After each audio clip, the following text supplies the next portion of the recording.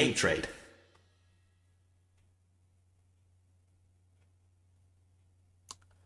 Hello, everybody. Welcome to Game Trade, where we trade games, trivia, and banter. Indeed. I'm Humane, and since this is Game Trade Blue, our player today is Garland, the Star Warrior from the Galactic Aries Reticulation. So, what is Game Trade? Well, we all have our favorite games. Naturally, some will be more passionate about a game than the other. Here at Game Trade Blue, the idea is that Garland is going to play something I am passionate about, and next time there will be Game Trade Red, where I will play a game that he is passionate about. So, with all the contacts out of the way, what are we playing today? We are continuing Devil May Cry 3. We've done 2 streams of it now so far, with me playing on both times, and we're going to be continuing. Let's see how many missions we can get through today. Probably still won't finish it, but I think we can make some good progress. Yeah. And hello, Balakiel. Yeah, now this is gaming. Yeah, this is a game trade, you could say. Yes. I guess I might as well just have a little recap of what happened last time. So yeah, Dante, he's a little bit of a party animal, and his brother Virgil decided to host a party, and Dante is like, okay, I'll be at that party, and he's been building up a whole party of guests as his group, which are all weapons now. So yeah, he has Cerberus, he has Agni and Rudra, and now he got Nevin to join him. And yeah, that's going to be an interesting little thing to add to this party of people. Yes. That'll actually be what we will start with, is getting to explore Nevin, see how she feels in our hands, and how well she works for us. You know. Yeah, and how well she works with your fingers and all that. Exactly, yeah. Yes, we're still playing that. Yes, I didn't have time to try to catch up on the HD collection that you got me, Blockhill, so I appreciate it, and I'll probably use that one, assuming that the computer and the streaming system will let me, for whenever we do Devil May Cry 1. But, yeah, let's jump into the game. Yes, indeed.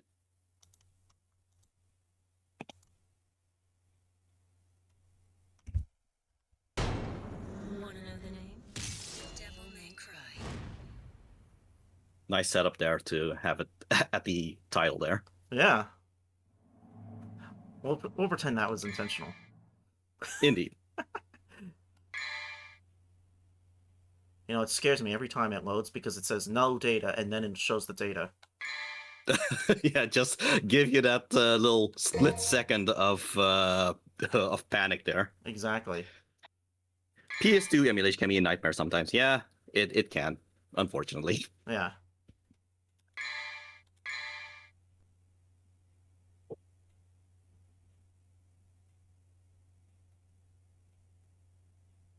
Also, just a reminder, you can still just practice your button mashing on the loading screen. Forgot about that. Soon we will reach the lair of judgment. Timon Nigru will finally regain its full function and lead us into the demon world. The world where Sparta's power has been sealed. And the one who will lift the incantation is you, his own son. It must be fate.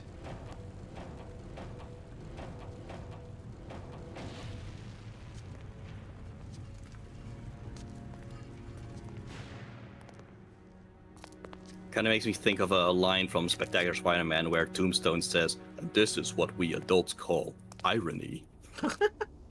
Does that woman really bother you? What are you talking about? Why didn't you kill her? Perhaps because she's your daughter? Did some pesky fatherly love get in your way? That's none of your...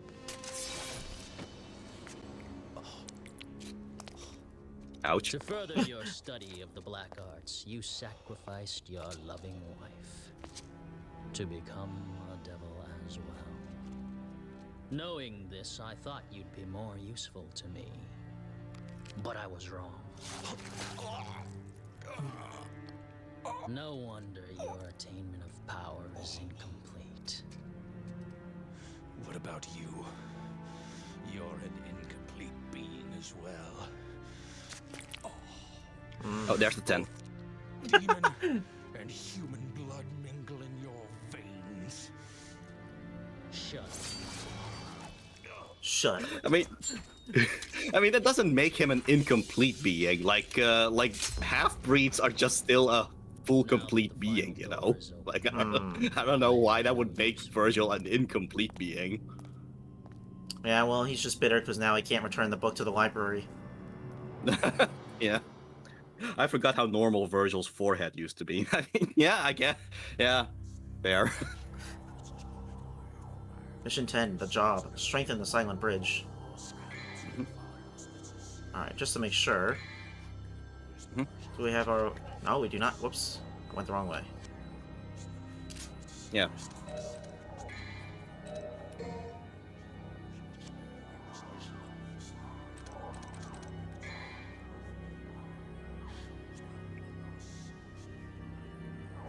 Okay. There we go. Okay, so, yeah, what makes Nevin a little bit trickier to play with compared to the other weapons is the fact that all other weapons, they have a lock-on and back attack and a lock-on and forward attack. Nevin also has a lock-on and left attack and a lock-on and right attack. To balance that out, Nevin's attacks usually are single attacks. They're not combos. Like they're more so single attacks that you keep charging in order to add more bats to fire. So that's kind of how that balances out. But yeah, that's part of what makes Nevin a little bit trickier is the fact that you're gonna have to also remember that there's a left and a right lock-on attack. Left and a right lock-on attack. Okay. Alright, well, let's grab this first. That would be left based on where Dante is facing, of course. A mask of magic stone made by an ancient priest. It is said he who dons it can walk on water. Oh. So this mask turns you into Jesus. Either that or that one lizard. Oh yeah, the basilisk lizard. Yeah.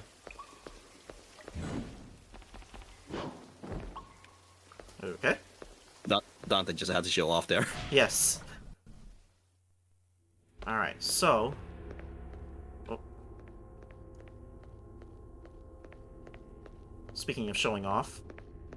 Yeah, figured that's a good place to show the whole thing with Nevin there.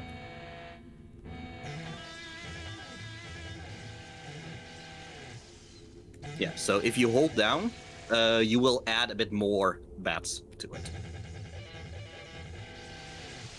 Ah! And that's with every single one of the attacks except for lock on right. Except for lock on Lock right. on. Okay. Yeah, lock on right is like a single shockwave. So that would be right based on where Dante is looking, so that would be left for you then. Yeah.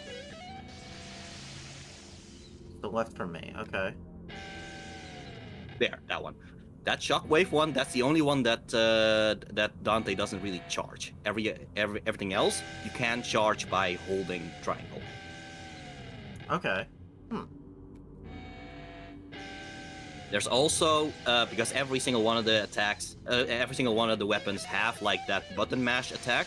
Yeah, left and triangle. If you mash there, that adds a stronger attack from it. It's with the high-pitched one. So to the right for you. Oh, okay. But without locking on. With locking on. With locking on. Okay. Everything with locking on. Yeah. So that one, if you actually mash that one, that becomes a new attack. Wow, you have to mash a lot then, because I'm... Oh, there we go. There we go. Yeah. But yeah, you're gonna have to be a little bit more precise with what direction you are pushing with Nevin, because at the very least with with all the other weapons, it's only just the front and the back. And the front, there's like a whole 180 of direction that could be the front, and a whole other 180 direction to be the back. But here, every single one of them is like a 90-degree, window for you to actually aim towards. Okay. Yeah, it's kind of weird in comparison to fighting with this. Mm-hmm. Because you have to set up first to at least get the guitar in front of you. Yeah, well, that's actually kind of the benefit of the aerial attack, because the aerial attack you don't need to set up. Okay.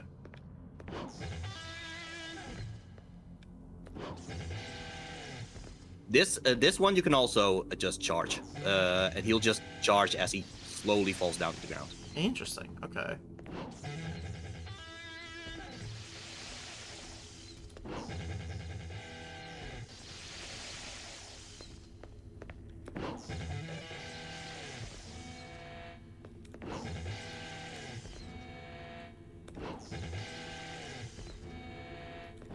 Yeah, so it's only with Swordmaster that you can actually have the Nevin turn into the sickle that Dante showed off in the cutscene before all this. Okay. Yeah, it's only with Swordmaster. Otherwise, Dante will not do the sickle attacks with Nevin. Okay.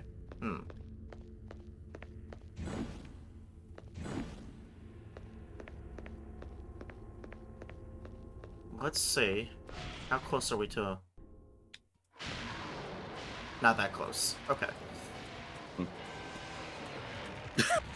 Royal Gourd turns into pumpkin.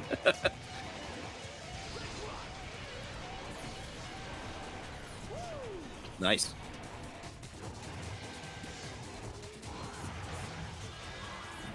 Something I do notice that most of the time with, I guess you could say, more enthusiastic players or pro players of Devil May Cry, what they usually do with Nevin is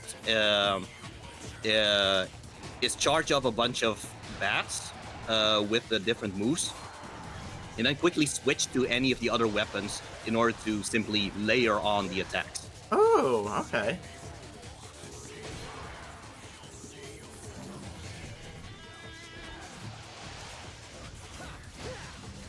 Okay, I can see how that would work, yeah. Mm-hmm. Yeah, As long as you've got the quick reflexes to do it. exactly.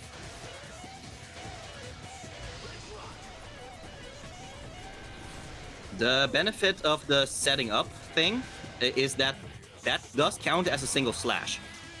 So you are able to actually damage enemies with it. So it's not just the bats that you are using to damage people. Huh, okay. Yeah, you already went in here to grab the... I think it was a magic star, I believe, if I remember correctly. Yeah, I wanted to see if there were any hidden red orbs, but... Mm-hmm. Nah, I guess we're okay. No, not here. Well, they teased me when they had them on the cliff up here. That's fair. Fortunately, you have already done the secret mission in this thing. That was the whole destroying the things in the bar secret mission. Yes. I was trying to remember, like, oh, what took me so long last stream?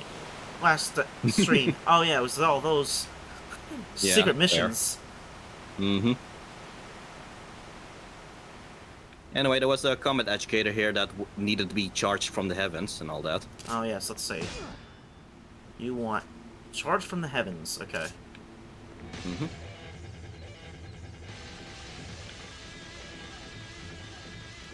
Yeah, you're gonna have to switch with all the different types of moves that you have, so...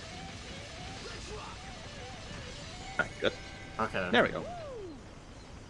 Fortunately, this one is relatively easy. I think, at least for me, the most difficult combat educator is one with Nevin. So, I'll probably point it out when that comes. Yeah. My genuine... my suggestion for that one is actually just to switch to Swordmaster just to have a few more moves. That's a good idea too. Yeah. But that's for when you actually reach that part.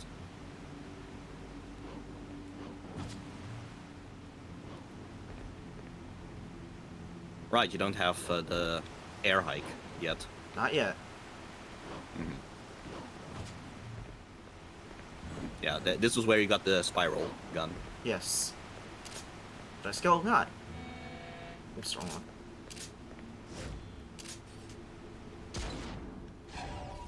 Well, nope, I didn't mean to do that either. Dante got too excited from the spiral gun and just let his double trigger loose just a little bit. Ah, that's the benefit of spiral power. Alright, let's see.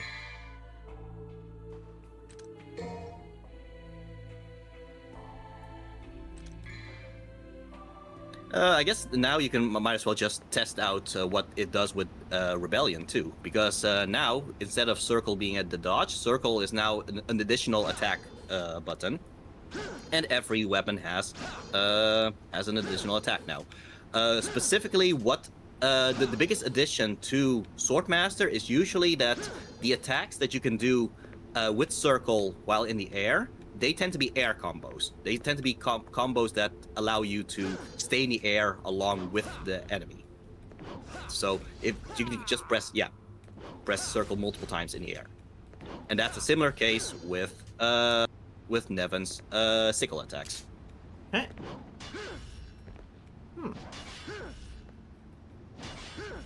Okay, so that's that. Ah, okay. Yeah. Right now, each of them only have like one additional aerial attack and one additional ground attack. It's by leveling up Swordmaster you gain additional moves. Okay.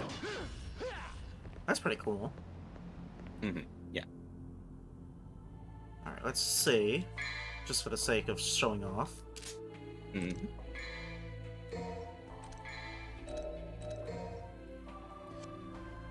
All right.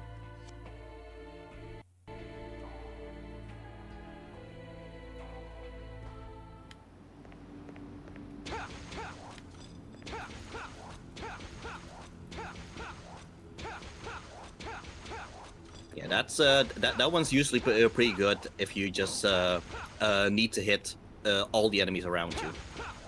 Okay.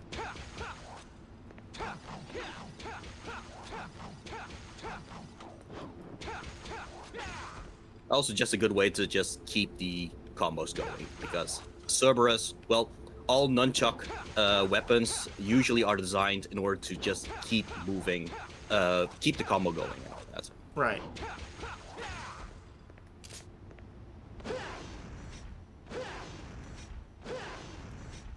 Yeah, Agni and Rudra, that's more. Yeah, that's more. Agni and Rudra is more so a case of just a single powerful attack. Right. Oh. Yeah, so your Jetstream, I believe, with Agni and Rudra is still level 2. If you have leveled up Jetstream to level 3, the final slash, the final slash of Jetstream would be similar to how the circle attack is. Wow, okay. Where you get like a bigger attack at the end. Oh, I can upgrade that. Let's look at that now. All right then.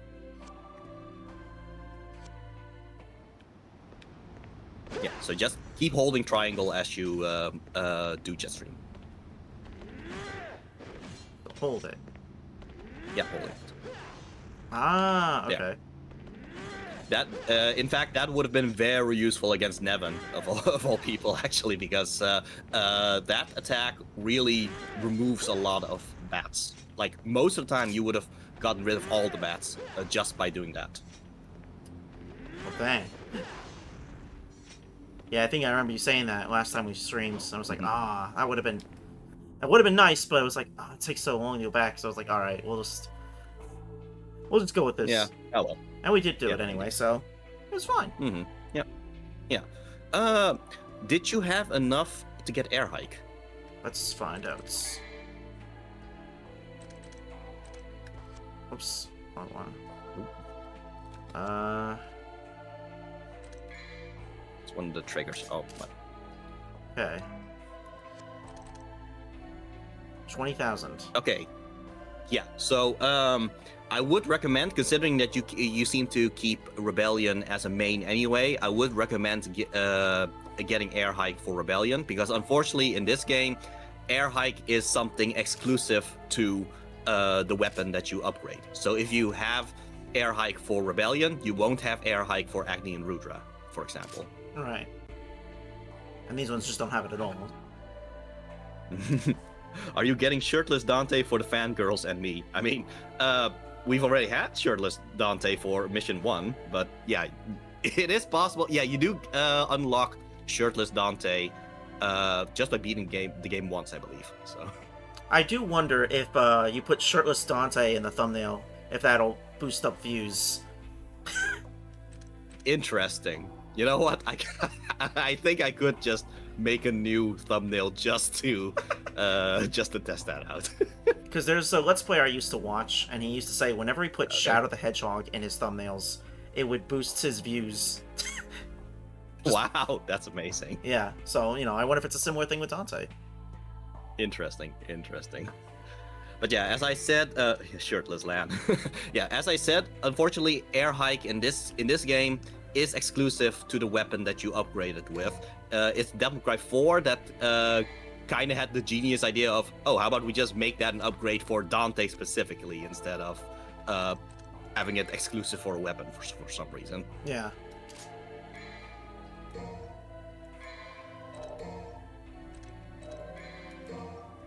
Okay. Right then. Now I can show off Air Hike. Mm-hmm. Okay. There we go. Beautiful. You know what? A fun thing I can point out about Air Hike is that Devil May Cry 1 is the only Devil May Cry game where Dante's double jump is not based on him creating a platform on his feet. Really? In Devil May Cry 1 and Devil May Cry 3, every single Devil May Cry game, if you do Air Hike, Dante creates a magical platform on his feet. But not Devil May Cry 2. Devil May Cry 2, that's just a standard double jump that he can just flip in the air, I guess. So, yeah. You said Devil May Cry 2 specifically, right? Yeah, Devil May Cry 2 specifically.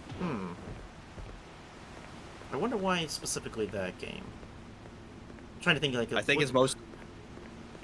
I'm trying to think of like a lore reason. Like, canonically, my thought would have been, oh, that's because Devil May Cry 2 used to be after Devil May Cry 4, so maybe he got more skillful or something. Unfortunately, now, Devil May Cry 2 is before Devil May Cry 4, so that can't work anymore. But, yeah. That used to be a thought that I had, but ever since Devil May Cry 5, yeah, Devil May Cry 2 is now before Devil May Cry 4, so, yeah, clearly, that's not the case anymore. And yet again, in Devil May Cry 5, yeah, Air Hike is yet again with a platform, so, yeah. Clearly, that's not that can't work as an explanation anymore. Yeah. Speaking of Devil May Cry 2, one of the reasons I was excited about doing the stream for Devil May Cry 3 today is I think this is the day that Devil May Cry 2 came out, at least in America. Really? I think so. Today? Yeah. Oh, hey, that's funny.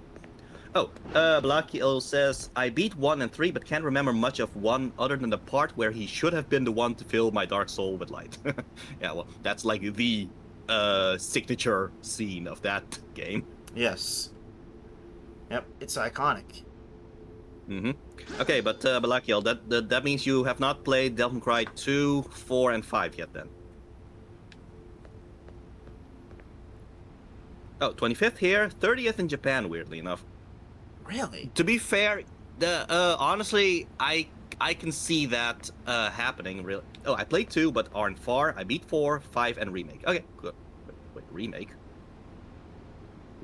I think he means... I'm sorry, what remake are you talking? I think he means DMC. What remake DMC. are you talking about? Oh, okay, yeah, that's not a remake. That's a reboot. But yeah, but a failed reboot. But yeah, DMC. Yeah. DMC. Oh, I'm not good at. Right. I'm not good except the remake. Okay, well, yeah, that's fair. To be fair, Devil May Cry, DMC Devil May Cry, for all its faults, it is more, how how do you say, accessible in terms of its controls, because yeah, I think it's funny, so it's worth it. Yeah, but where all the other Devil May Cry games, you have like the directional input of back and triangle and forward and triangle, all while locking on and all that. DMC Devil May Cry doesn't have that. DMC Devil May Cry has double tap forward and triangle, and launchers are simply something that you do with a additional button. For example, it's DMC Devil May Cry, for all its faults, is more accessible in terms of how it controls. I like the Futurama Slum Factory, and yeah, DMC is super easy to understand control-wise, and I think a dedicated dodge. It's been a second. Yes, it has a dedicated dodge. It has a dodge. You dodge with the triggers, so it is indeed easier for new players to play, I guess. But yeah. Devil May Cry 2 It's not Day. so much walking. Yeah, nice Devil May Cry 2 Day. Yeah. So in honor of that, let's just fire Guns a Punch. Oh yeah, that's fair. That's how you're supposed to represent the Devil May Cry 2. Yes. But yeah, what were you saying? Yeah, this bridge, this isn't so much walking on water as the mask was advertising itself as. Yeah. Like, you're walking above the water, yes, but you're not walking on water. Yeah, a bit of false advertisement. Yeah. Also, is this all in Tema Negru? Yes, it is. That's interesting. Yeah. Oh, I'm terrible without my dodge button. You're walking on the water using the bridge as a big shoe. Yeah, that works. That works. Alright, what do we got here? Neo Generator, a magic artifact able to supply power for an eternity. It is used to power the main bridge. Power from eternity, and all we do is just power a bridge with it. I don't know. Dante, could you maybe bring that back after this? Like, I feel like you could solve your money problems right there by having literal infinite energy. Nah.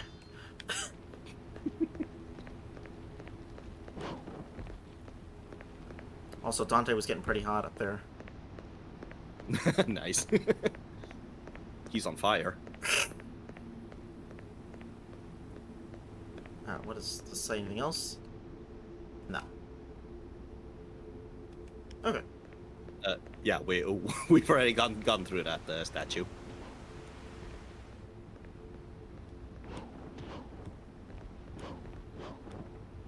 You know, for gameplay reasons, I do understand these red orbs respawning, but considering that in lore these are crystallized demon blood, like, did another demon just decide to move over here and start bleeding for Dante to collect these things here? Maybe. Oh, you can also just tap jump. Yeah, tap jump as the wall jump. That might help getting up there. Okay, there we go. Okay. Oh, Reboot Virgil is funny. I hope they find a way to bring him into the main series as a joke, like how the American Godzilla showed up in Final Wars. Oh, I would love to see mainstream Virgil beat up Reboot Virgil. But that's me, I guess. I wish I could buy the red orbs with real money. Funnily enough, you can with Devil May Cry 5. Like, they literally have DLC where you get red orbs by buying the DLC. So, there you go. That's actually an option. Yeah, that does sound vaguely familiar. Yeah. It's been a while since I played Devil May Cry 5, and I haven't beaten it yet, but that sounds about right. Mm-hmm. Yeah, even though you get, like, the amount of red orbs they sell on, like, a stage, yeah.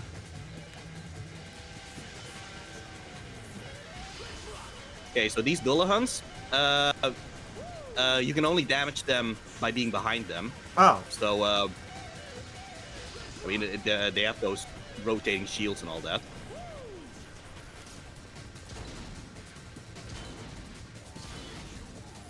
I think they are immune to bullets. Darn.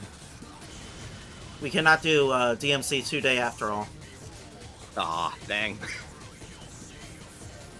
Okay. I wonder if there's a different enemy coming up that might be a little bit more vulnerable to guns.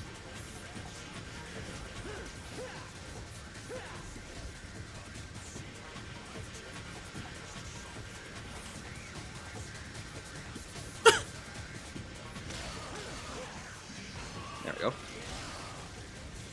Oh, oh, oh. Ooh.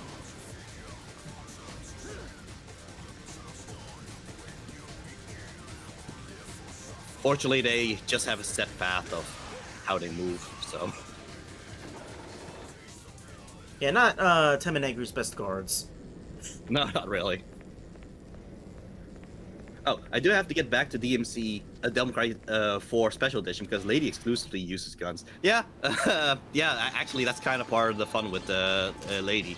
I think particularly, I just like to be as tactical as possible with her rocket launcher. Just see how long can I charge it and then decimate bosses with her. Like, she can be a real boss killer in that game. Yeah, I love that. Lady's too cool. Mm-hmm. Oh.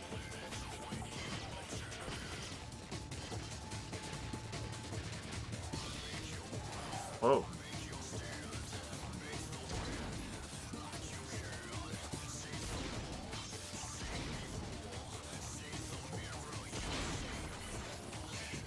There we go. At least, yeah, these enemies seem to be vulnerable to guns. Yes. I don't know, it's something really funny about sniping the snipers. This is what we adults call irony.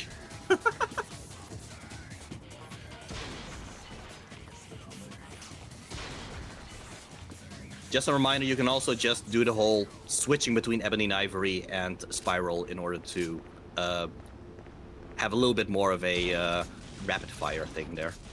Oh yeah, that's right. Somehow it reloads faster. In fact, if you ever played Devil May Cry 2, that might be a trick that you could practice, really, because by doing that, you may end up making the rocket launcher very overpowered. Oh, beautiful. I love the sound of that. Mm-hmm. I mean, the guns are already overpowered. Well, just imagine how the rocket, how overpowered the rocket is if you just keep shooting it back and forth with all the other guns, you know? I want to see someone juggle an enemy with a rocket launcher.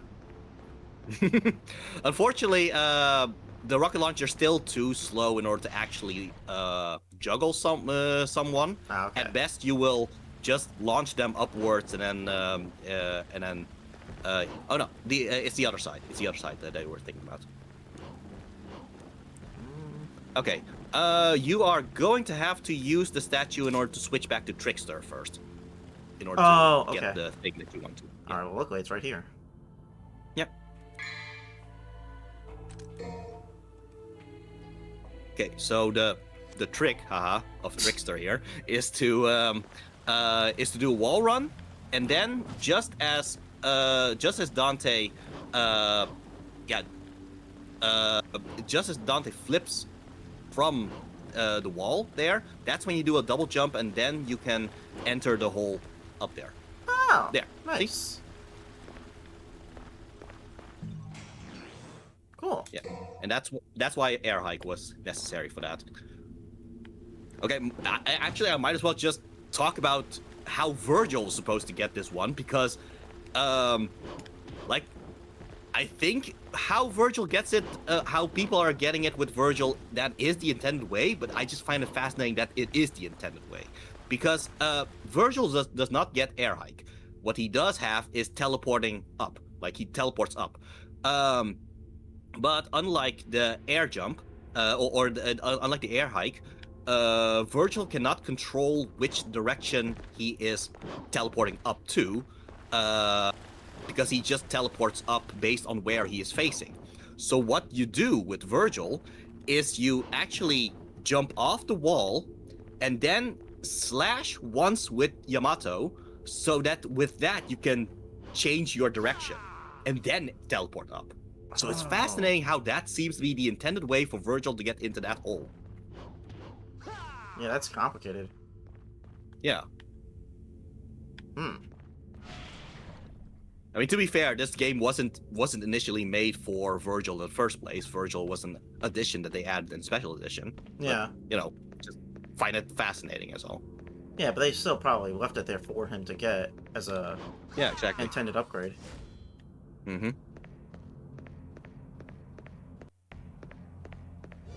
Huh? Time for more spiders.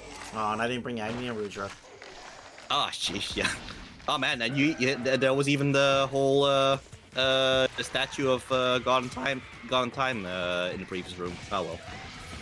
Well, Virgil does figure out how to get into the hole eventually, indeed. as Nero proves. Uh-huh.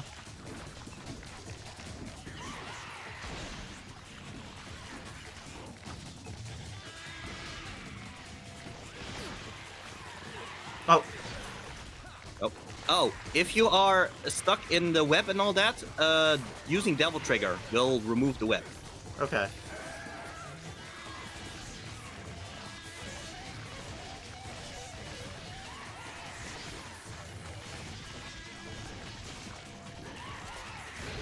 Alright, let's do this.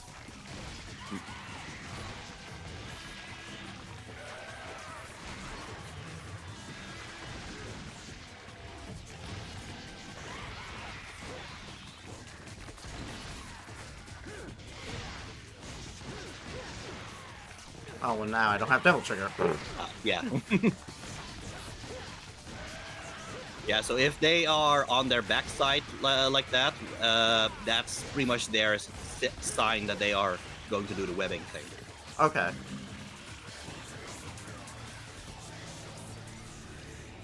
Okay, but you got the radar. Yes, indeed. There's some nice target practice for Dante there. Yes. It's funny that Dante had to deal with the little spider bugs, while Samus had to deal with those little parasite bugs. Huh, yeah. Fun little game trade connection there, I guess. Yes.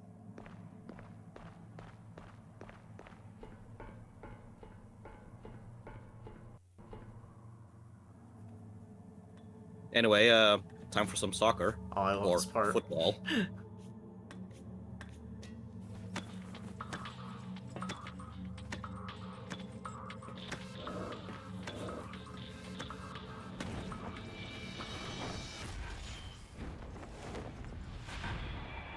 Amazing. Okay, I just let that play out because I just want to point out that if you play as Virgil, not every cutscene will be repeated with Virgil because obviously there are cutscenes and all that. Mhm. This is one of those in-game cutscenes where Virgil will actually do this animation. So it's Oh. it is completely out of character for him to do that, but funnily enough, Virgil does this animation if you reach this part as Virgil. Wow. I think you can go back just to backtrack where yeah, because in the previous mission you were not allowed to backtrack here. Oh no, I meant the door.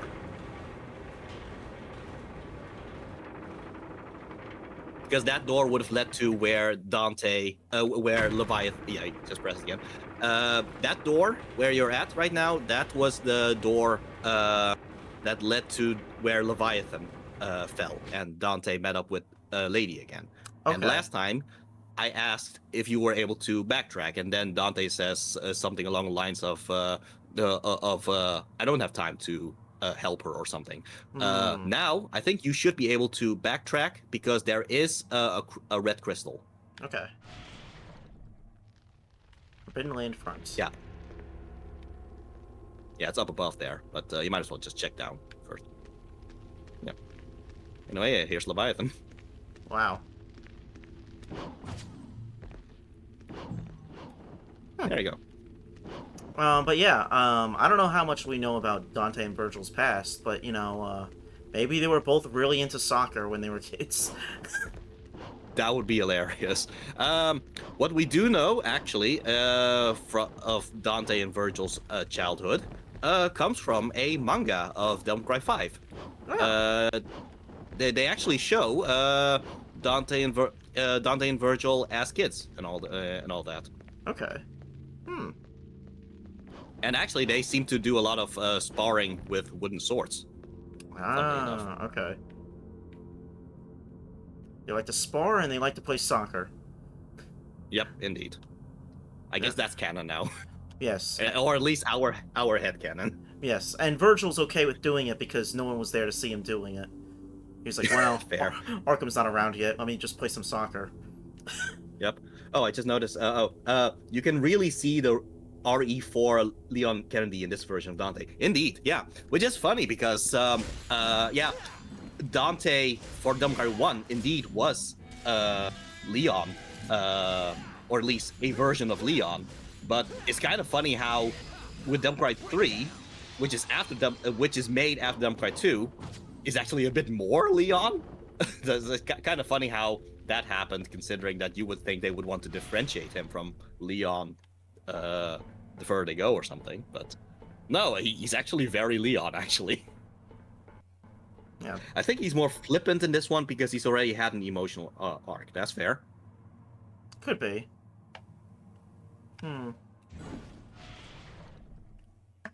Marble Throughway. Oh. Yeah. Oh. Also, this is a little early here, but there's the 11 already. Oh.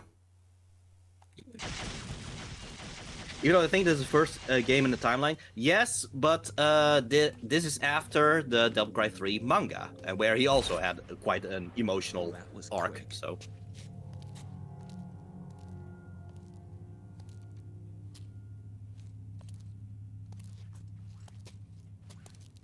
That man. Did you kill him? So what if I did? Ooh,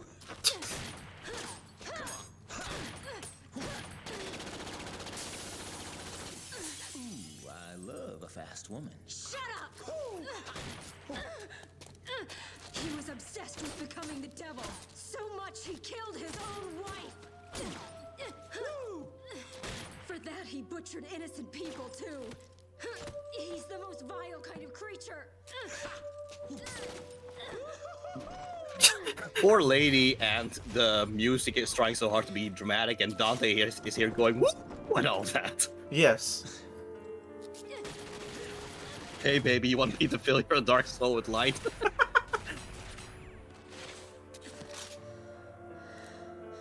top it off, that filthy scum is my father. Well, we have something in common. I have a dysfunctional family too. And what would you know about family? You're a demon.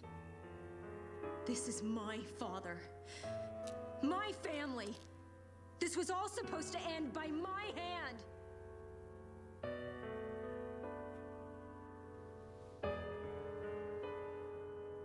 So yeah, Dante says it as a joke with the whole, I have a dysfunctional family too. The thing is, family is actually quite a theme with Devil May Cry as a whole, actually. Just the whole idea of family, Aren't you that's gonna shoot? kind of a theme that's ongoing the entire time. Well, that's a switch. Yeah. Just go. I Damn. don't care anymore. Only I was playing on the Switch. Huh? I said if only I was playing on the Switch. Family, huh? When you're here, you're family. So he doesn't really answer the question for Lady on whether or not he killed Arkham. Yeah, So- but I think maybe he just doesn't want to. I mean, okay, I might as well just. I think we're far enough at this point for me to kind of talk about this. Dante's whole character arc here is in fact his apathy. He kind of like when he said the line with Virgil. yeah, father, I don't have a father. I just don't like you. That's all. That's kind of the thing with Dante in this game. That he doesn't want to be genuine. He doesn't want to be sentimental. He simply wants to beat up Virgil because he just doesn't have anything else to do. Which contrasts with but that actually is the story, because that contrasts with how Virgil says, "Where is your motivation?" That's the thing. Dante has no motivation in this game yet. His awakening, Dante's awakening, is him finding his motivation. Yeah. So that's kind of the whole story arc that Dante is going through. Right. So, yeah. It just makes me wonder, like, what does Lady think about all that? Like, does she actually believe Dante killed him? Or does she, like, there's no way he would? You know, something to think about. Because I don't know if she gets her answer. Well, she gets her answer pretty soon, actually. But, yeah, but still, I think at this point she just feels sorrow for not having been able to finish off her own family issues on her own, I guess. Right. Black Hill says, he really doesn't seem to care, even though she's super hot. Maybe he only likes girls that look like his mother. Oof, that's some Freudian stuff right there. I think she's mad he's fucking with her, and that's it. That's fair. I mean, it's also worth noting that while he was goofing around with her, he does eventually just stop and lets her just, like, put the gun down. So he knows... Yeah, in a way, this was kind of his way of helping her deal with it. Yeah. I guess kind of like just allow her to be angry, I guess. Right.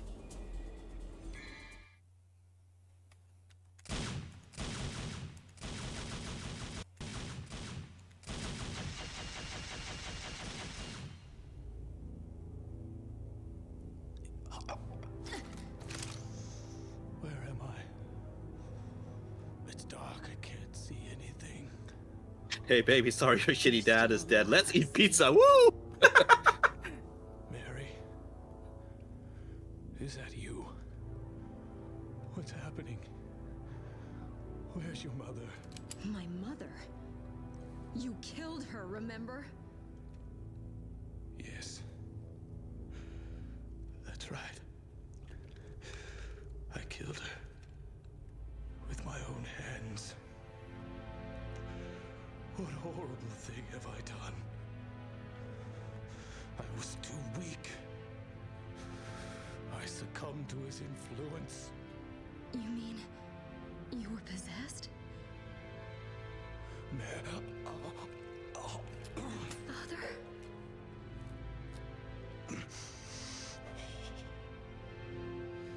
Yes, I was manipulated. Manipulated by a devil. Named Virgil. Virgil? Gasp. He's attempting to bring the demon world back to this modern day. A world that Sparta once sealed off. Sparta? I thought he was a myth. If the demons return, this world will be thrown into chaos. Stop him.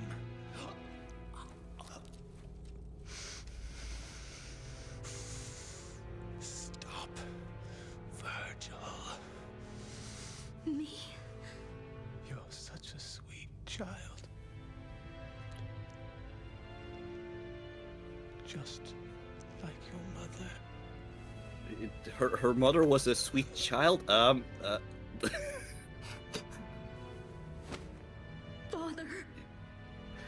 Father! Chaos, is this the part where you gather the emeralds?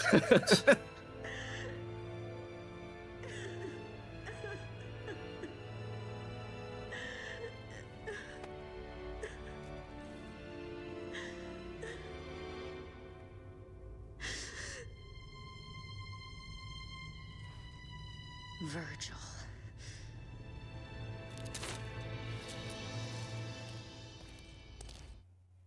So, I feel like we all probably know where everything is going with the story anyway, but just for the sake of presentation and not spoiling anything, I do want to point out, Arkham was not at this door when Virgil stabbed him. Huh. Maybe he crawled. Yeah, sure. Let's go with that. Mission 11, Revenge. Give a guest from the past an adequate homecoming. Oh, you know what? Okay, go to... Oh, well, okay. Is it possible for you to backtrack right now? Better get moving. Unfortunately. Yeah, okay. Yeah. I think it would have been better if you actually switched to Agni and Rudra, because you are going to you're gonna move past a common educator that necessitates Agni and Rudra. What if I could restart the mission? Would that work, or would it be quit the mission? That's fair. Yeah. No. I think restart the mission should be fine. Okay.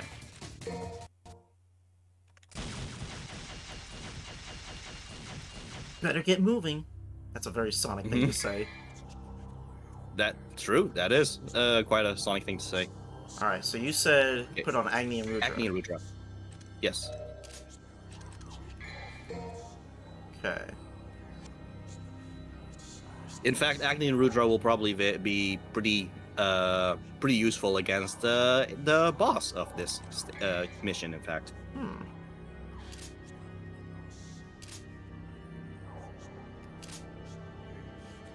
We'll come back to that later, but I do want to look through the upgrades on this.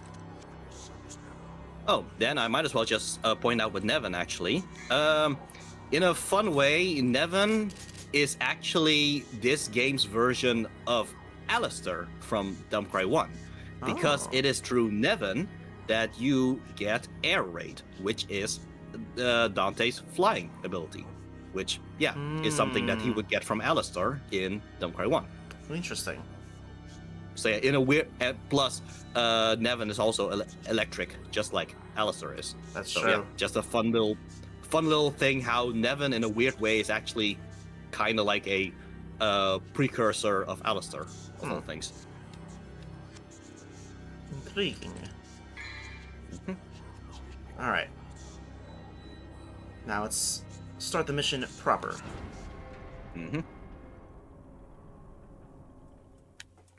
Better get moving. Indeed.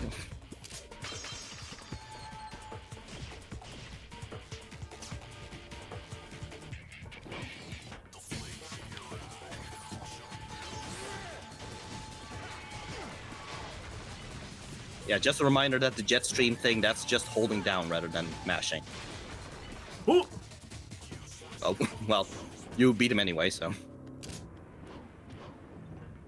Okay. Is it established how Dante feels about chili dogs?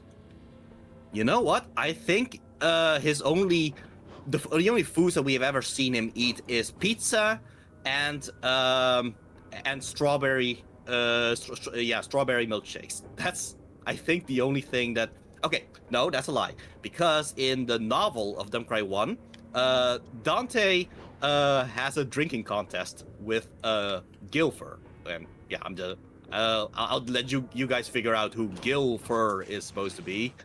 Hint is in the word itself, Gilfer. But yeah, Dante has a drinking game with Gilfer. So, which goes to show that Gilfer is actually a little bit of a lightweight compared to Dante when it comes to drinking. So, fun fact there. But unfortunately, the Dumbcry 1 novel is no longer canon because of Dumbcry 3, in fact. Because it cannot coexist with Dumbcry 3. But yeah, for a time, the Dumbcry 1 novel used to be the actual prequel to Dumbcry 1. That's too bad, because I was going to say, oh, maybe that's why Virgil wants more power. So he can handle his drinks better. Yeah. Oh, look at that. Oh, they did an Alucard thing. Yeah, kinda, yeah. Oh, wait, those pipes? You can't jump on them. Oh. Oh. Let's see. Yeah, you're gonna have to be a little bit precise. Oh. Ooh. Okay. All right. Careful.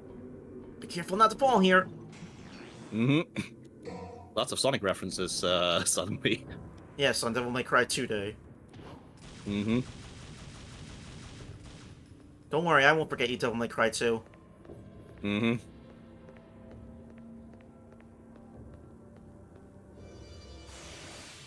Yep. Okay. Funnily enough, we're gonna jump from Sonic references to a Mario reference because how you beat these guys is they essentially work like a boost of Mario games. As in, they only become solid if you don't look at them. Oh. Yeah, so you were already jumping on pipes. That's true. I guess we were already kind of doing the Mario thing. But yeah, the trick to them is just get close to them, then look away, and then start slashing. That's pretty much the best way to kind of deal with them. Because when they are completely smoke, yeah, at that point, you won't really damage them.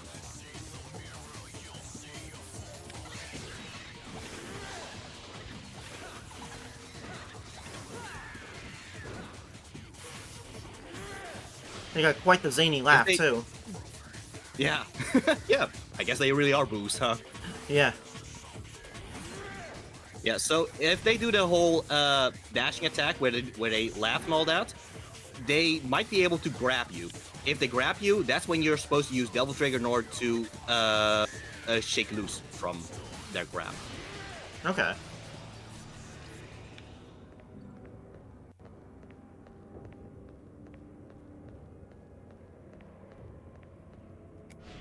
Is their laugh also a sped up Bowser laugh? What? Okay, I guess that's something I missed. Were the Boos laughs sped up Bowser laughs then? That's kind of funny if that's the case. I never heard that before. That's interesting. Huh. You know what? It would be funny if their laughs are in fact sped up versions of Jester's laugh. Oh. That would be kind of fitting. I don't know if that's the case. I don't think so, but I don't know. Just a fun thought there. Yeah.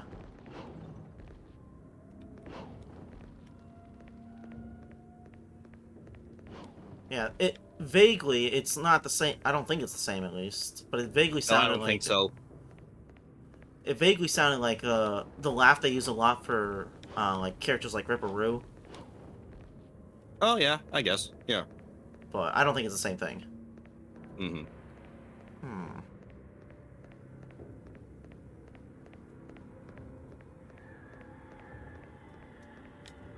Oh, I think in World, I'll have to find it. Whoops, 64 laugh. Don't know why I thought they laughed in World. Maybe the GBA one. Okay. Could be, because the Game Boy Advance version of that game did add sound effects and voice acting. If you want to call it Yeah, voice it was acting. 64. It's a laugh when you die. I see. Okay.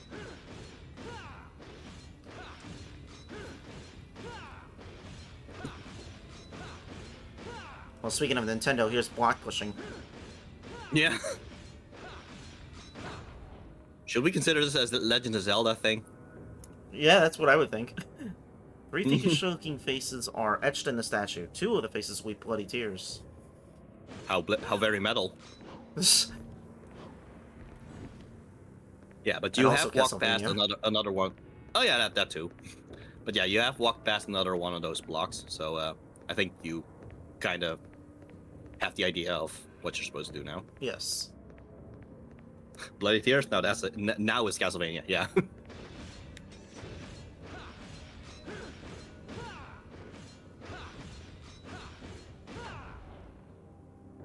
All 3 faces are crying. Tears of blood.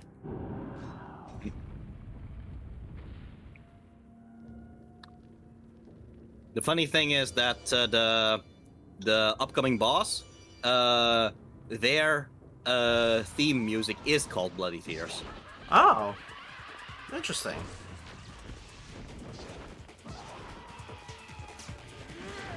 Not this boss. I was talking about the actual boss, because the Hell Vanguard has been very much demoted at this point. Yes.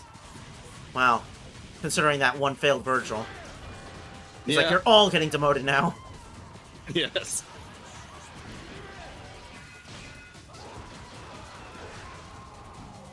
Nice. Yeah, this is the death boss fight. Dracula's next.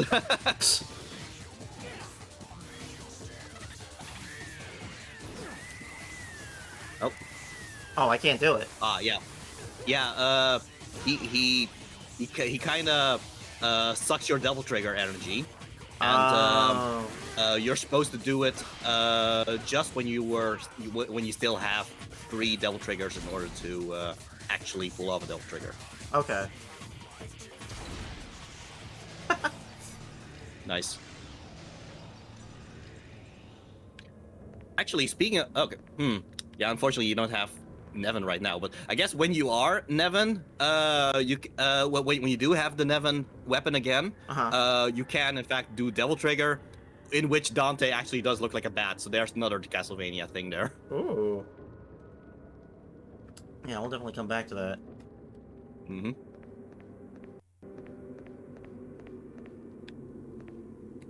Yes, because all three are crying tears of blood, that's why the path to the right is now open. Okay.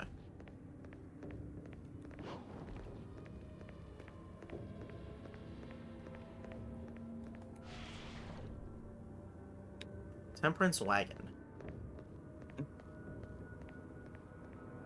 Okay, so there are two things. First, by slashing that statue from its left, I believe. From its left? Yeah.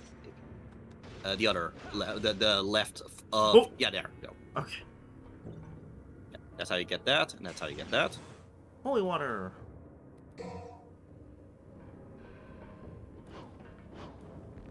Okay, and to the right there's the Combat Educator for Agni and Rudra, and that's why I recommend it to. Gales and Flames. Oh, but now I don't have Swordmaster. Dang. Oh yeah. This is the one where Kaneko Kazuma designed the Devil Trigger so they look like SMT demons, right? Yes, indeed. That's why he was in Nocturne, I think. Yeah, that's why Devil Cry 1, Devil Cry 2 Dante was in Nocturne. Yeah. But yeah, the Devil Trigger is indeed designed by Kaneko Kazuma.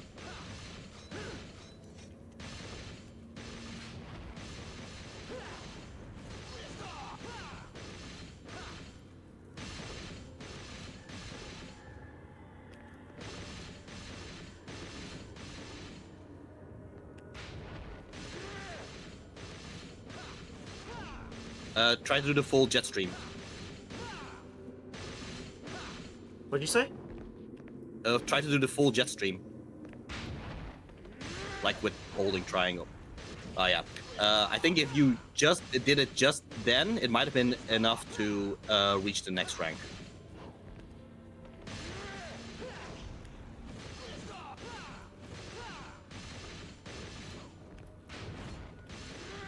Man.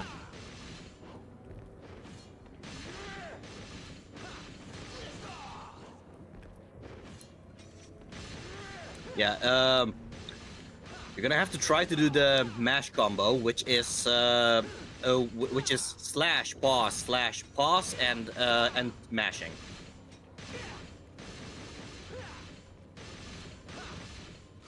Okay, try the jet stream now. Okay, no, that's just enough. Good. Okay. Alright. Oh, nice. I think I'm a little bit better with Agni and Rudra compared to other things, but... Good. Yeah, I'll have to try to remember to look for statue so I can do it with Swordmaster. For other stuff.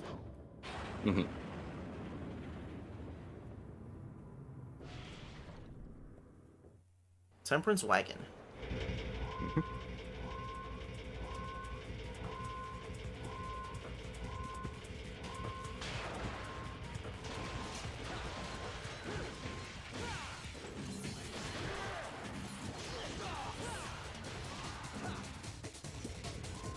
Every time I hear this song, I still hear it as if the singer is saying what was it again? What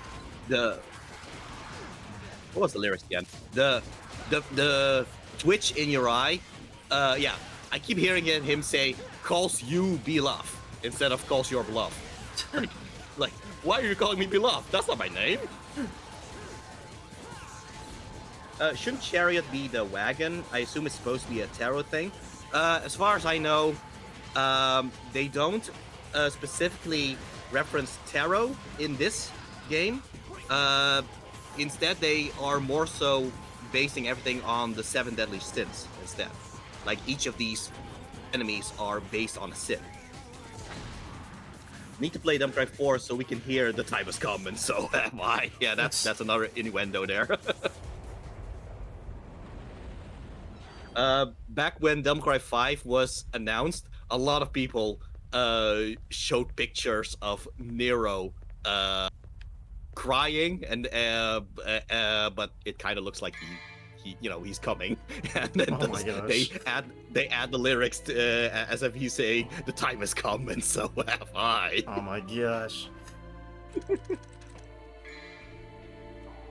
Yeah, so for this boss, I do recommend you to stick to Agni and Rudra, in fact. Okay. From pulling his devil trigger, indeed. Torture chamber. Sounds like a nice place. Yeah. Yeah, that's not so bad.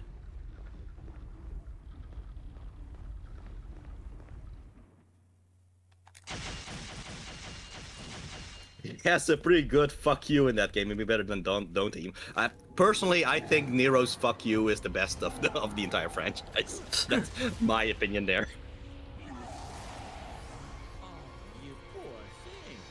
Didn't your mother ever teach you how to use a door? I don't know why, but I love that line. Did your mother ever teach you how to use a door? Give me a break. Tell you what, next time I'll try and wear some cologne, okay? You know, that makes me think that canonically Dante wears cologne during Dumbcry 1. That's great to think about. Yeah. It has pretty good lead up. It feels like the payoff for the entire story. It does. It really does. Especially because Nero really is much more of a Mess, huh? Where have I heard this story yeah, before? bad mouth than Dante is. Okay, so the reason why Agni and Rudra is good against him is because his weak spot is, well, he's missing an eye. So if you just attack his eye, and Agni and Rudra happens to have a good aerial attack, which is good at hitting his eye. I could just... Oh, good, I got him. Yeah.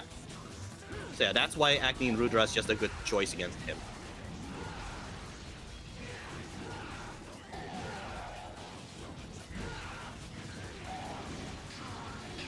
Oh.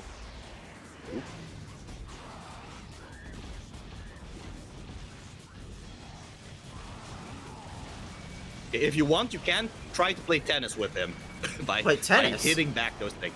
Yeah, trying to hit back those things. You can. You're gonna have to have a little bit of timing in order to properly do that, but you can if you want. It always looks so cool if players do it, but I can understand it's not something everybody can do, but yeah. Yeah, it's the Shadow Ganon fight.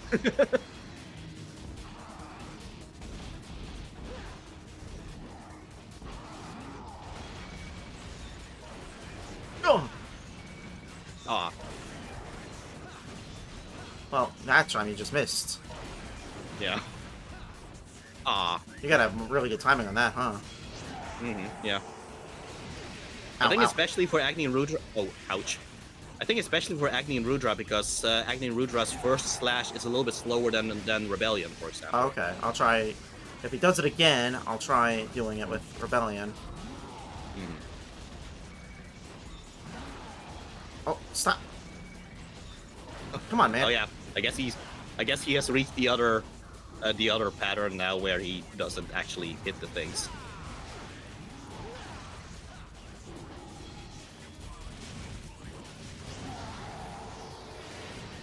Ow, ow, ow. Okay. Ouch.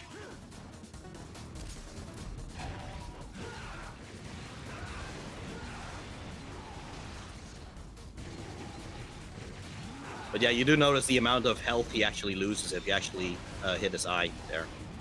Yeah.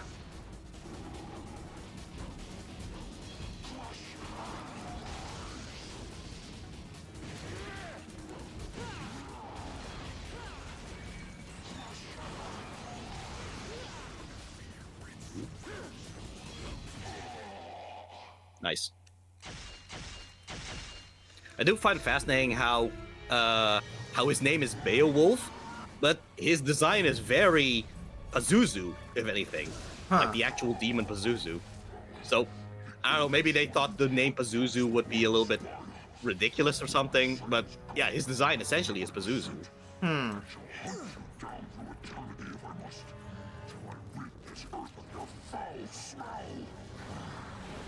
You know, the Sparta bloodline really must smell terrible to other demons then.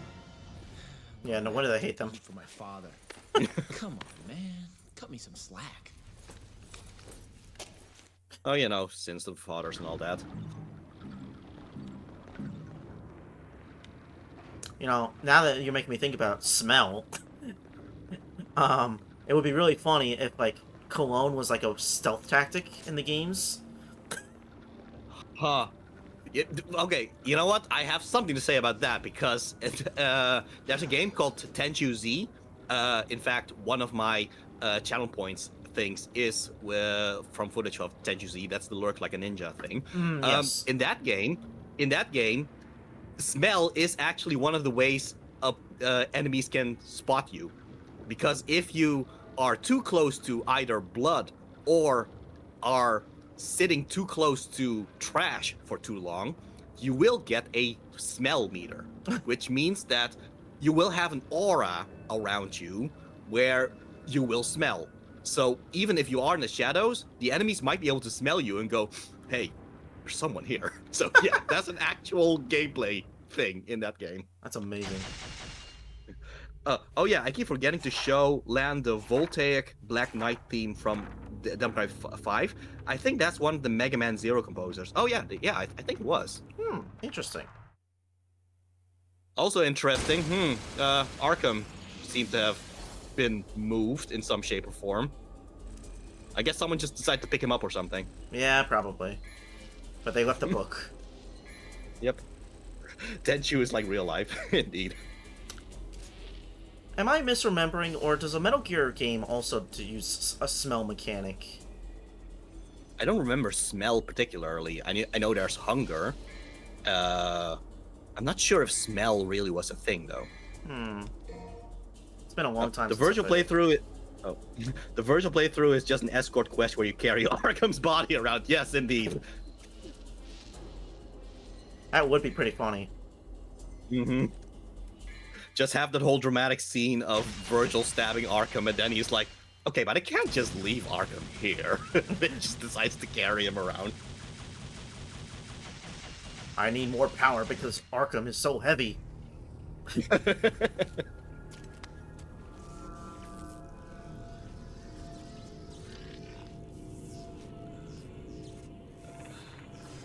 So yeah, this soccer ball is a little bit worse for Dante's health here. This is amazing! Even the Devil Boy is no match for it. Whoa. Oh, whoa. You're not going to shoot me, are you? If you do, I'll die. You know? That's what it takes to That's a shut fair you point. up. It bugs the crap out of me when someone talks more than I do. Don't act so rashly, my boy. I wonder how many times has that happened for Dante to actually be annoyed about that. I could see Enzo being that way. That's fair. That's actually a very fair point. Will I?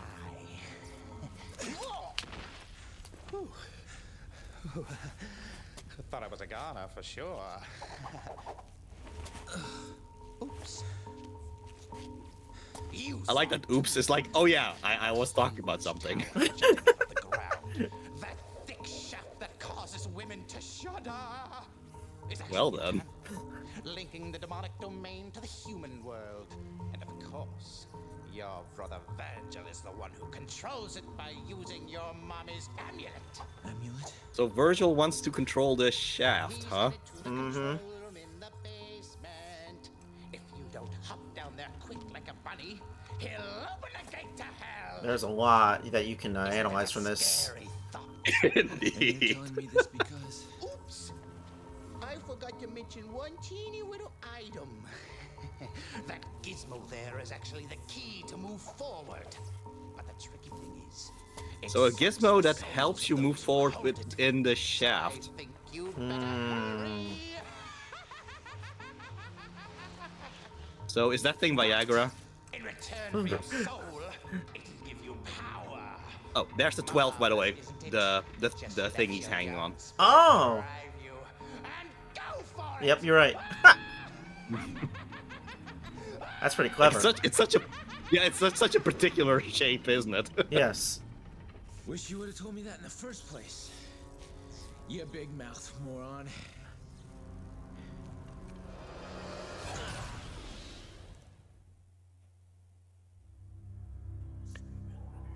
So Mission if you 12. want, you can, if you want, you can switch to Nevin again here, because the thing is, during this stage, you will essentially have infinite Devil Trigger, but your health is going to keep getting lowered the longer you're, just in Devil Trigger, I guess. So okay. yeah, it's kind of like a,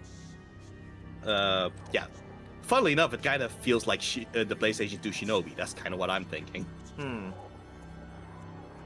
This is the rhythm game section, kind of. Yeah, so if you want, you would essentially use all of your red orbs that way. But if you want, you can, in fact, buy air raid, and thus, with it, you can fly. And while you're flying, you can press square to shoot electricity, which is like Alistair. Okay. Well, since we're going to be using Devil Trigger for this, I think I actually will try that. Yeah. R1 and X in midair. Okay. But yeah, like I said, this one kind of looks like a bat, so yeah. Interesting.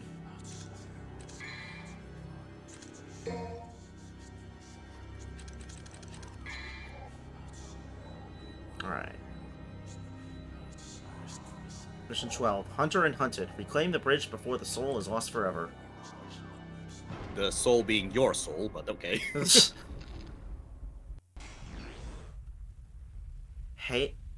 Haywire? Oh, Haywire Yeah, Neo Haywire. Generator. He who holds this broken device is irradiated and their soul is drained in exchange for power. Right then. Yeah, so you're in Rebellion right now. If you switch to Nevin, that's when you can actually do the flying thing. Ah, Yeah. okay. And now you can press press square in order to shoot electricity. Yeah, like I said, like Alistair from the Cry 1. Okay, cool.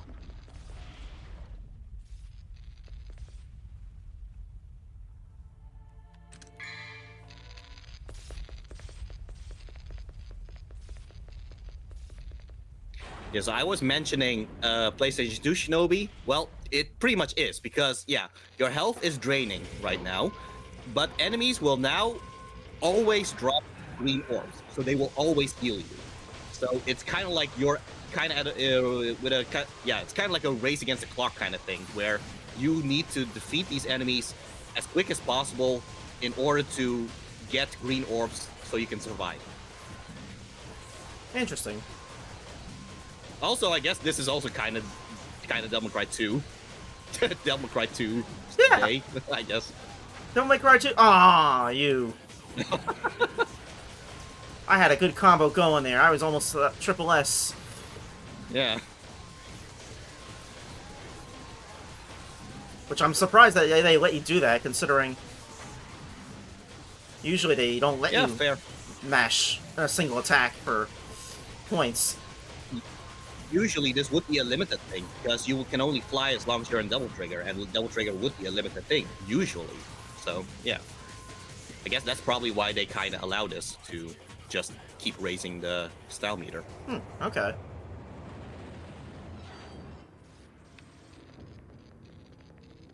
Oh, you know what? Give me that.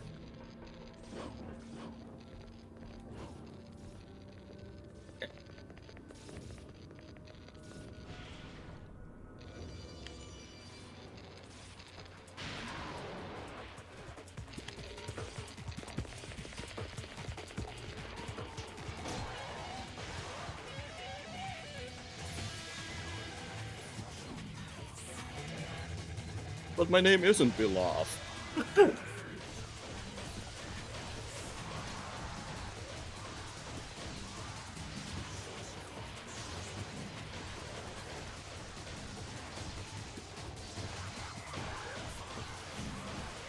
Wow, it really is pretty good, one, though. yeah.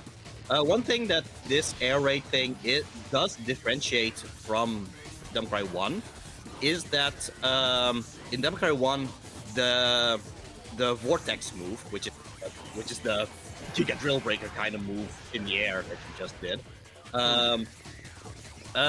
In Devil May Cry 1, it actually homes in on the enemy. It homes in vertically. In this case, you do kind of stay in whatever height that you are while you are flying. So that makes this air raid just a little bit less powerful than the one from Devil May Cry 1. Okay. Oh, is Flock of Featherface from this game? No, that's from Devil May Cry 1.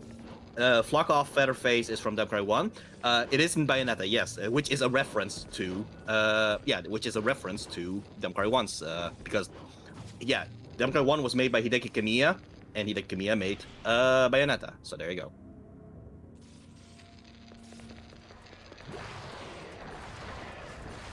Oh, these guys again. Mm-hmm. You know what? I genuinely don't remember if Nevin counts as a projectile against these guys. As a projectile? Yeah, because would that turn them into stone? Is kind of what I'm thinking. No, it doesn't. Okay. So even though it's kind of like a projectile move, it's not enough to actually turn them into stone, I guess. Okay. Yeah. Okay. I don't think this is worth using a rebirth for, so No. just do continue instead. Oh, they put me right here. Hmm. But that does not come back. Okay. Okay.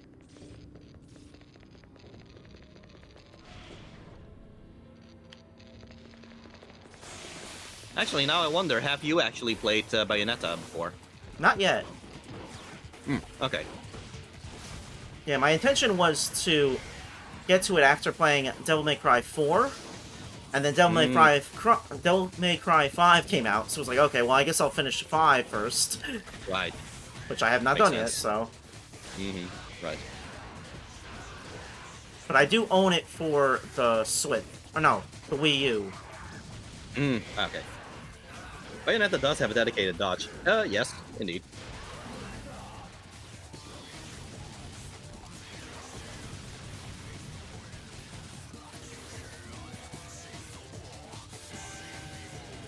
Yeah, just a reminder, they only solidify if you are looking away from them.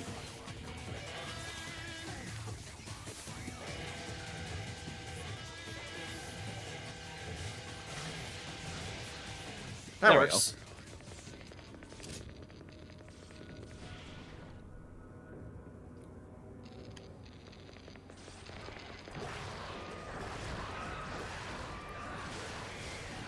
Yeah, you better start shooting them first before you actually slash at them. Yeah, Because you're otherwise right. you're not really getting. Otherwise you're not getting green orbs from them. There we go.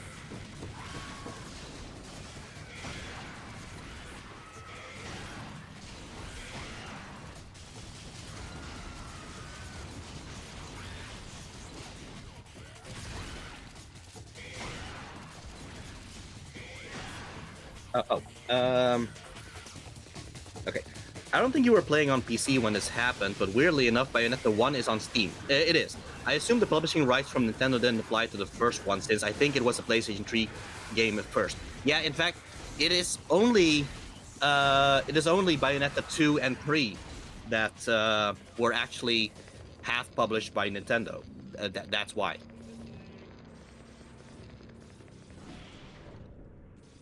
I don't think I'm gonna make it. I think I pooped around too much. Oh well. Whoops. Oh well.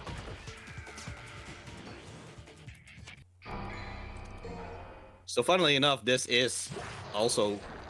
Oh, well, that's actually kind of a shortcut. You can just go through that door, actually. Wow, okay.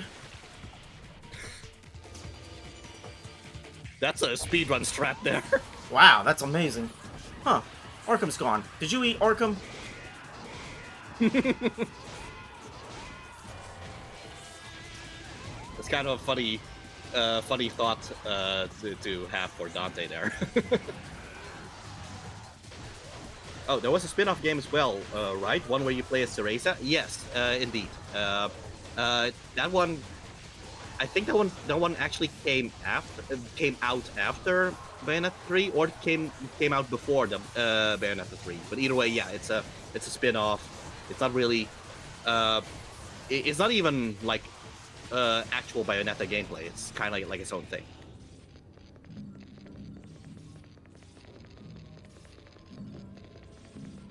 Okay.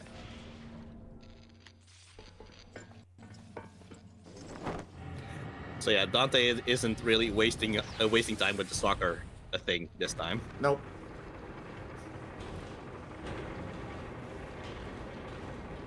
I'm assuming Virgil does that same sort of animation too. Yeah, he does. Hmm.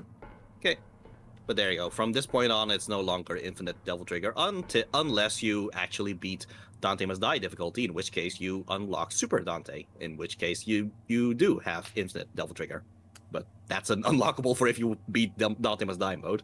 Hmm. Interesting. But Bayonetta on Wii U is better because you can dress as Princess Peach. Indeed, that's kind of the benefit of working with Nintendo, I guess. It allows you to do these weird crossover costumes things.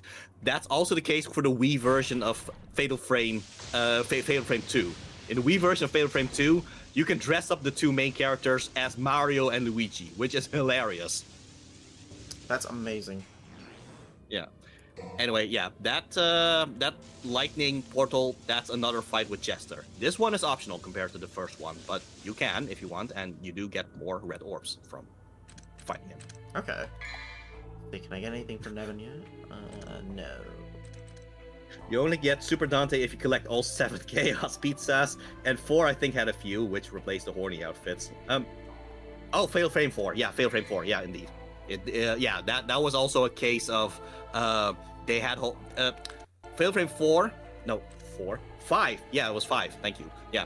Fatal Frame 5 it has a whole mechanic about how wet you are, making you more susceptible to ghosts and all that, which meant that for the Japanese release, they of course gave the characters swimming suit costumes. Nintendo didn't like that, so for the American release, they made it so that you get Samus suits instead. That's amazing. Mm-hmm. I forget Fatal Frame 5 exists because 4 didn't come out here for a while. Yeah, 4 only came out recently for the US here. The re-release has them on all consoles though, I think. Yeah, indeed. Well, no. 1, 2, and 3 does... Oh, the bikinis you meant. Yeah, okay, yeah. Also, can you go into my thing? I think I have a unwanted guest. What? There's a bot. Oh, okay, I see. Yeah, I'll take care of that.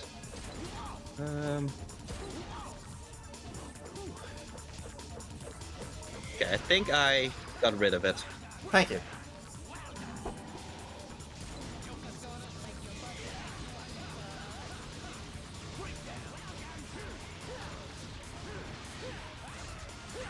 Interesting that did not appear.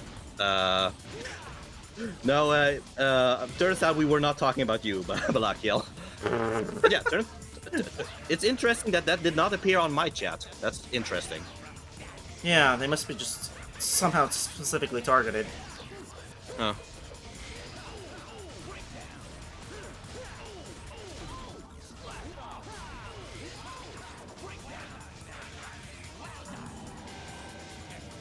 Selling you viewers out of a trench coat. Didn't appear here either, so maybe it's filtered automatically. Yeah.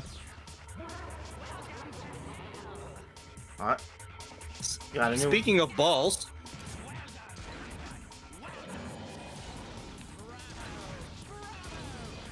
Oh!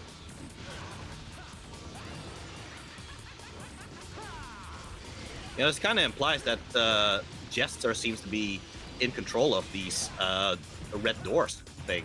That's kind of interesting. Huh.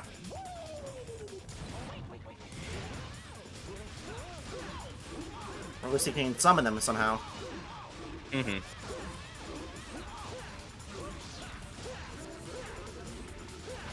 Oh, Also, just pointing out a detail, how this ball thing has a blue and red eye. And in fact, Jester himself also has like a, yeah, bluish, reddish duality thing on his design. yes. I wonder if that's significant in some way. Could be.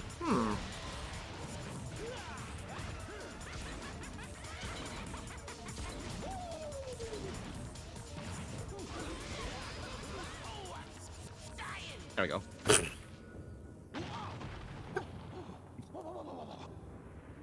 Excuse me.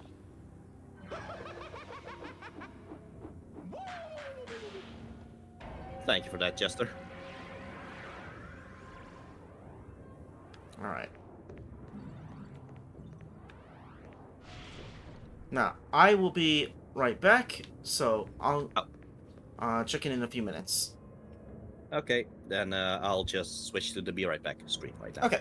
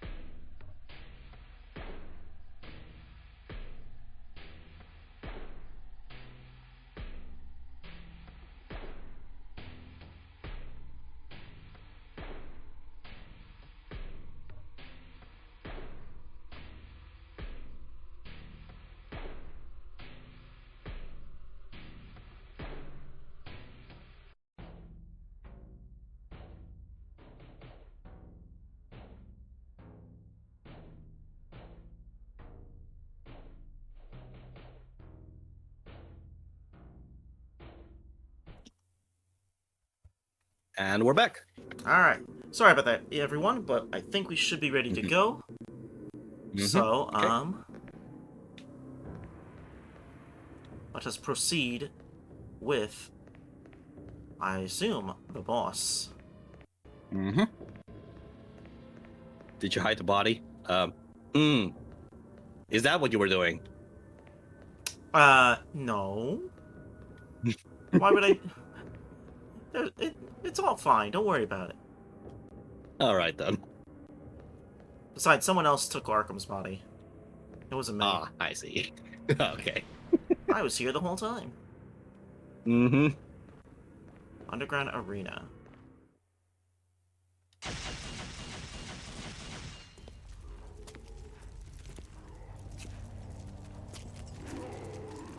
Have you ever watched the show Game Changer?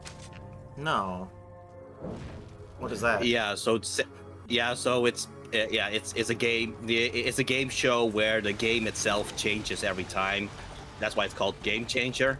But yeah, the host, he has like this main quote where he keeps saying, "I'm Sam Reich and I've been here the whole time." It's just the same the way he says it. It was a completely different guy in blue, indeed.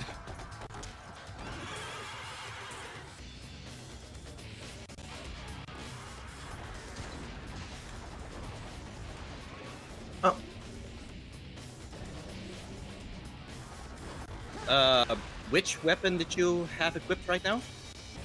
Rebellion. I see. Okay.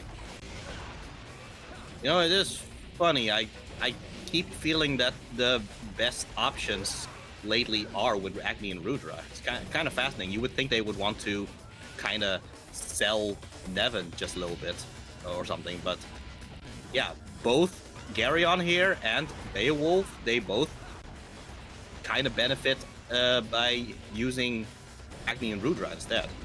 Oh. Never really thought about that.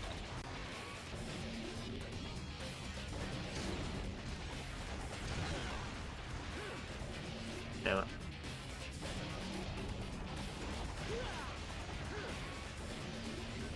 Okay, so there's a...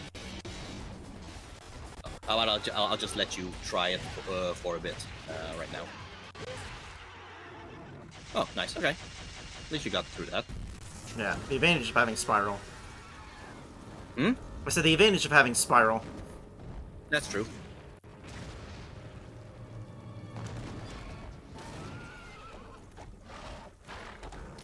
First chicken, now gladiator. This just keeps getting better and better. Too bad there's nobody here to enjoy the show! I guess we're here. Yeah? Don't worry, Dante. Some people are watching. Mm-hmm. Oh.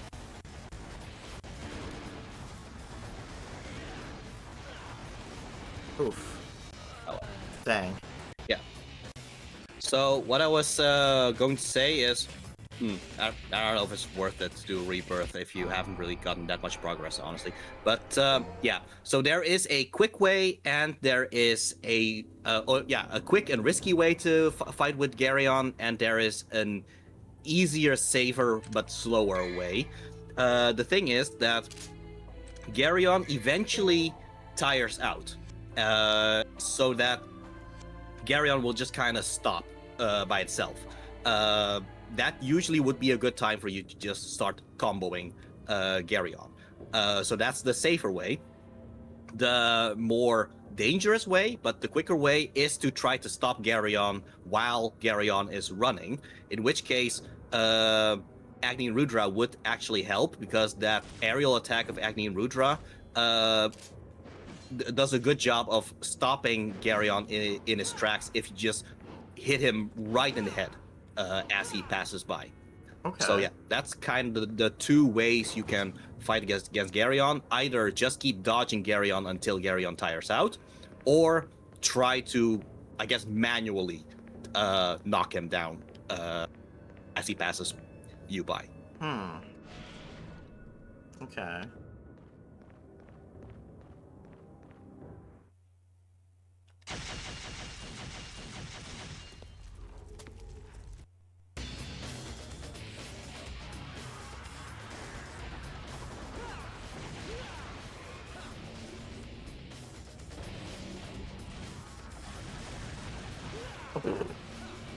Oof.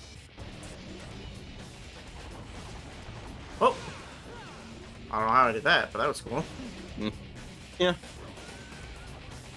There, that's how Garyon just kind of gets tired on his own.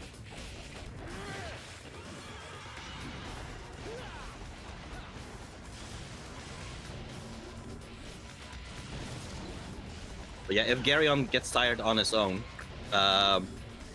usually he kind of stops pretty early, which makes it so that you're gonna have to move quite a bit in order to actually reach him. But now in this case, you seem to be at a right place, just not the right orientation, I guess. Oh, you got him though. That works.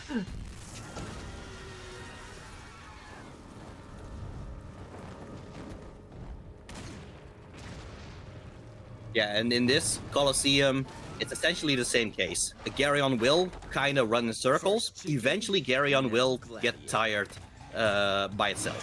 Okay. Or you can try to stop Garyon while Garyon is running. But that's a more risky thing to do. Okay.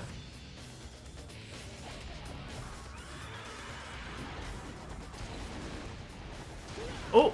Okay.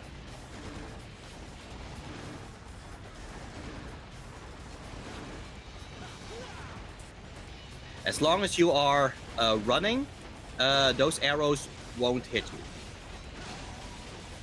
Yeah, okay, but this is also a way to try to stop Garyon there. But yeah, now Garyon just kind of stopped by itself. Oh! Okay.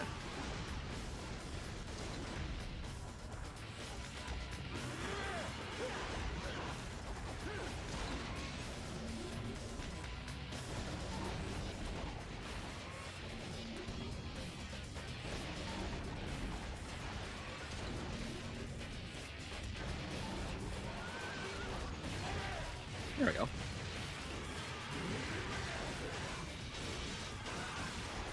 So I see it's got two targeted points, the horse and the carriage. Yeah. Does one get destroyed before the other?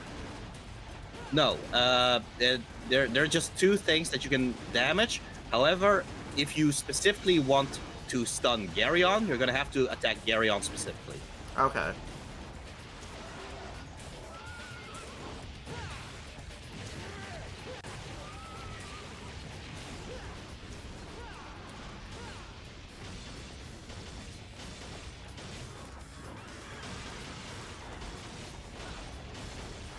Alright, nice.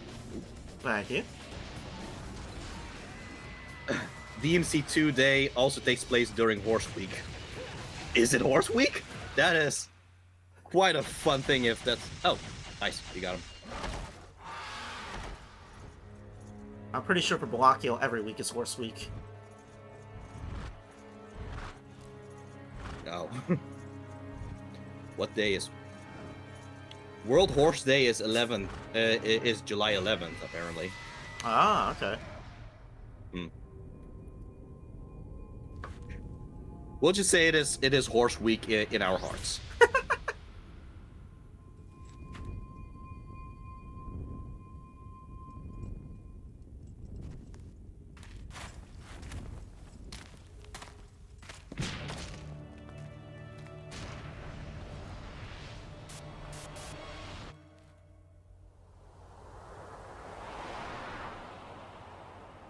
Yeah, and somehow in canon, Dante is just not going to use this ability anymore.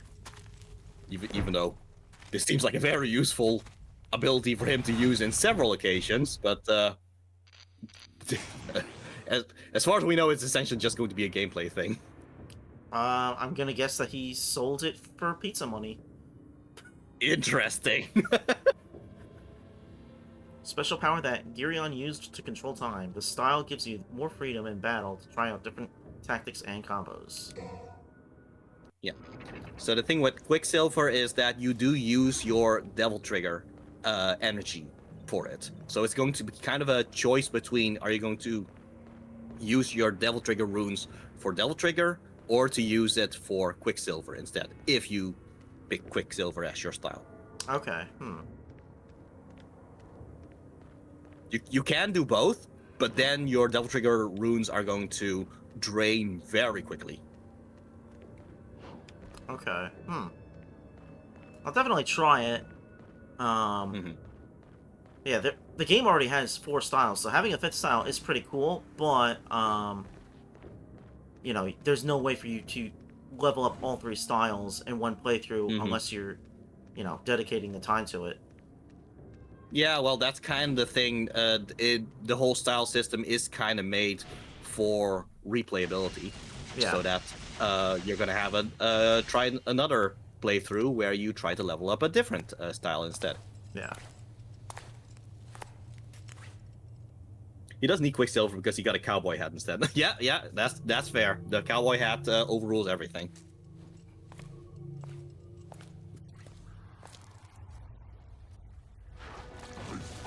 Seed of Sparta. I told you that I remembered your rancid scent. No matter where you went to, you could never hide from me. You know, Beowulf is probably the most unlucky of the bosses here. Really. Yeah. You're not the one I faced before. But the smell, there are 2 of them. That excellent Sparta had 2 sons. Yeah, this does mean that Beowulf has faced with Sparta, Dante, and Virgil. He lost 1 eye from Sparta, lost another eye from Dante, and then just lost his entire life by Virgil. So there you go.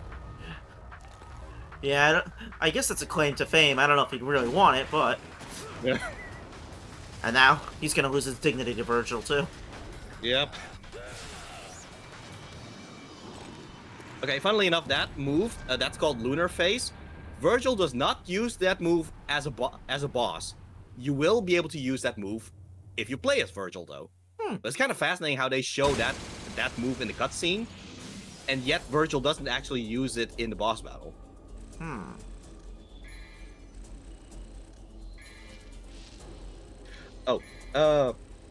Oh wait, he does have 1 horn. I made a joke about like 20 references, but I think that's a reference to Zod from Berserk.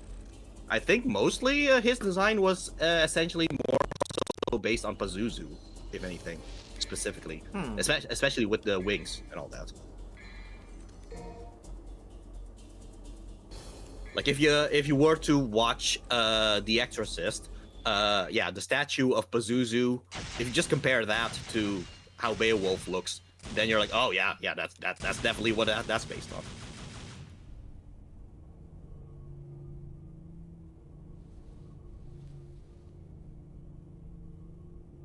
Does he have his donger out too? Fortunately not, I guess. But there you go.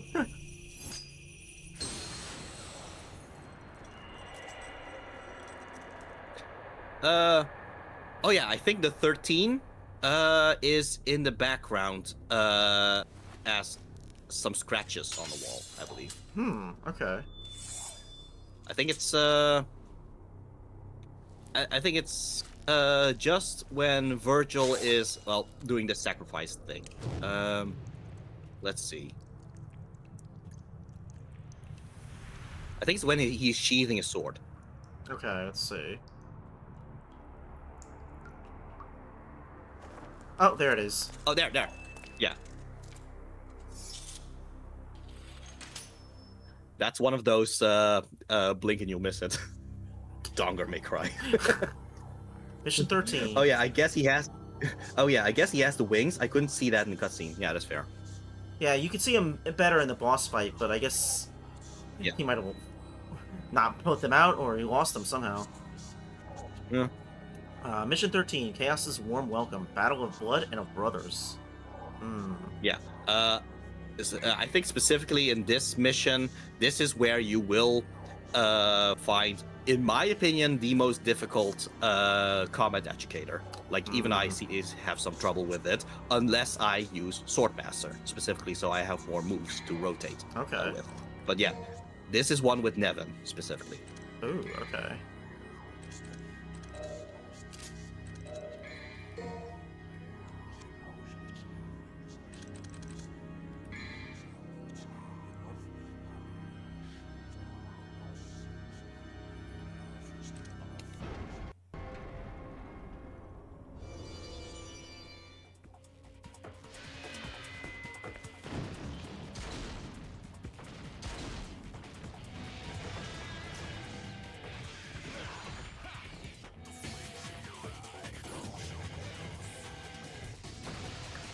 You know, I have a very special little connection with this room in particular because someone made a video of Virgil going through this specific battle and using the charged Devil Trigger aura thing in order to beat all these chess pieces. And they specifically added the voice line of Eric Meyer from Power Rangers, Power Rangers Time Force, where he goes quantum power, which, because that is Dan Southworth who voices Virgil, and that was my discovery that Dan Southworth was, of course, a Power Ranger. Amazing. So that's my little connection to this room in particular, because that is the where I figured that out by watching that video, I guess.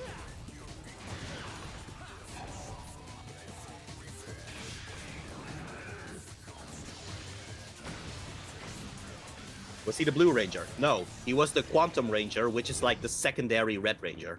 Like I guess the Sixth Ranger in that case, because there you had you had two Red Rangers. One is the regular Red Ranger, and then one was the Quantum Ranger, which is an additional Red Ranger, but kind of like a rival character.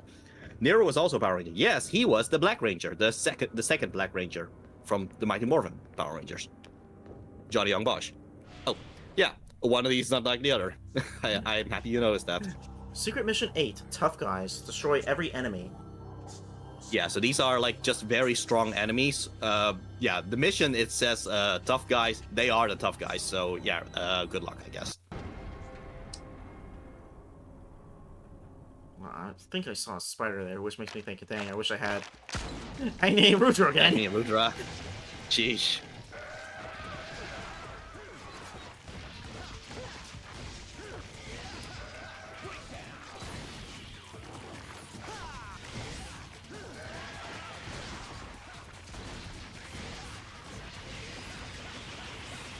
I figured I might as well just warn you in advance. After the spiders comes the Hell Vanguards, as in multiple. So, good luck.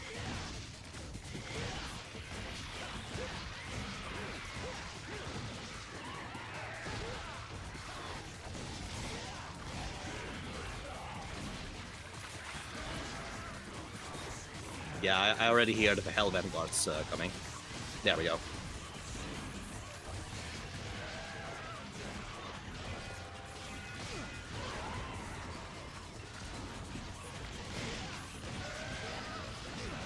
Oh. Oh. Getting juggled here. Yeah. Oh man, you have no idea how difficult this mission actually is if you actually play Dante Must Die mode. Because in Dante Must Die mode, these Hell Vanguards, they will have additional teleport attacks. Like, here they only do one teleport attack at a time. In Dante Must Die mode, they will do 3 of them after one another. And yeah, just imagine them doing multiples of those after one another.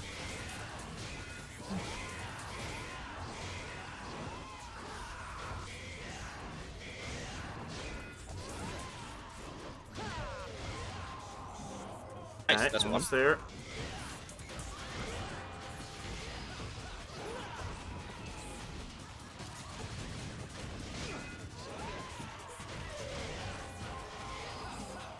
Woo. Whew. All right. Good job. But yeah, speaking of Nero, I actually have met Johnny Young Bosch. I actually had a picture of me and him where he actually grabbed me. I asked him to grab me so that I can Photoshop the Nero Devil Trigger behind him. That's amazing. I'm pretty happy about that. I'm really happy about that Comic-Con experience specifically. Nice. Hell's Highway. Oh, I looked up Dante's voice actor. He was also in Time Force somehow. He was a stunt coordinator and a stunt man. That's essentially what Ruben Langdon does a lot. Ruben Langdon also owns a studio where he does a lot of motion capture stuff. Like, not only is he the actor of Dante, he's also just a proper director of motion capture. He started acting in B-Fighter Kabuto, which became Beetleborgs, indeed. He has a lot of connections with Japanese studios specifically. Yeah, big bad Beetleborgs. Big bad Beetleborgs. Big.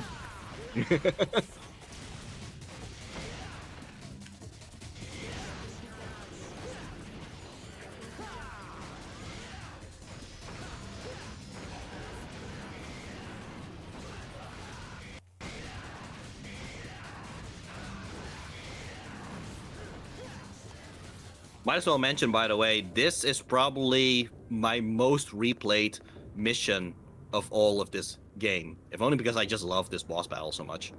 Okay.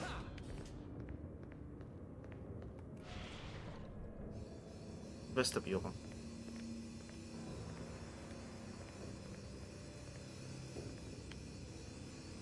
Okay. Yeah, so the wheel thing, that's only just so you can reset if you think you've messed up. Okay. Like that. Okay.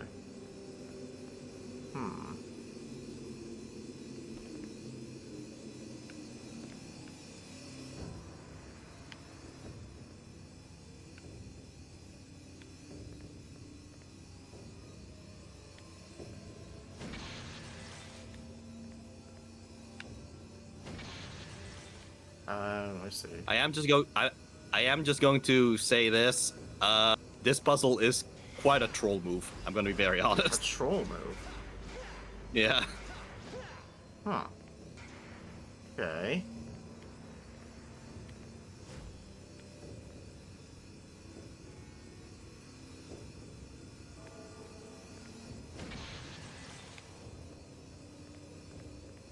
I don't know how that makes sense. Unless you can... No, I think I've let you struggle enough here. I'll give you a little hint. One other thing seems to light up as well. One other thing. Oh! This? Yeah. Oh! So yeah, that other one was just a decoy. That's why I said this was quite a troll move thing, really, because that one on the left, yeah, you're not supposed to have the light reach that at all. Okay. That's why I said it's quite a troll move.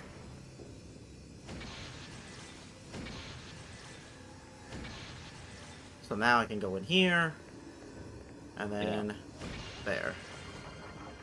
There you go. Yeah, I was gonna say, unless you like can... I said, it's quite a troll.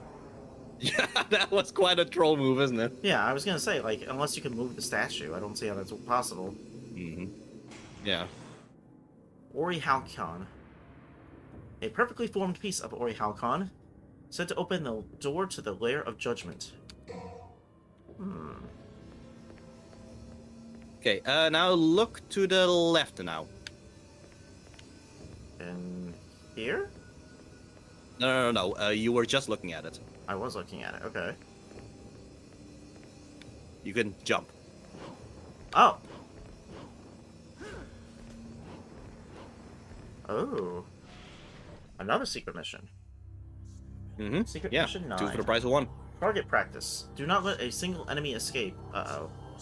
Yeah. So yeah, you're gonna have like you're on one cart and there's another cart. You're gonna have to try to beat those enemies before the other cart moves away. Okay. I think I see where it's going here, and he's even holding Spiral in the picture.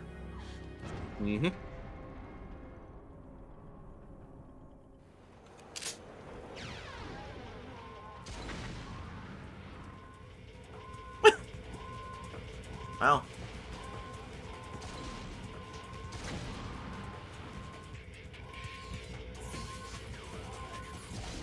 Whoop.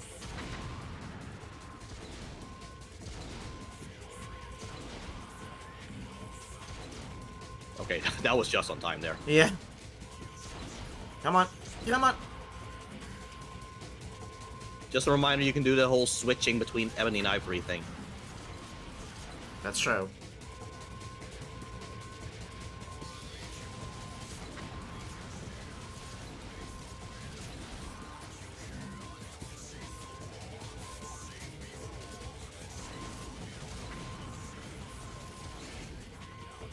Yeah, it gets faster, so...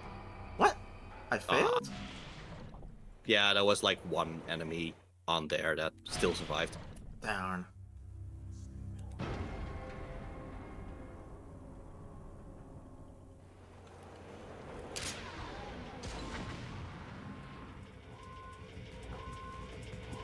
I'll be honest, sometimes I'm just not in the mood to actually do this secret mission. So what I do is I literally just wait until I reach heaven or hell mode, in which case every shot will be an instant kill anyway. So yeah, that's how I also do this secret mission if I'm not in the mood to actually do this properly. Yeah, I can see that, because... it's a little annoying to try to aim at them.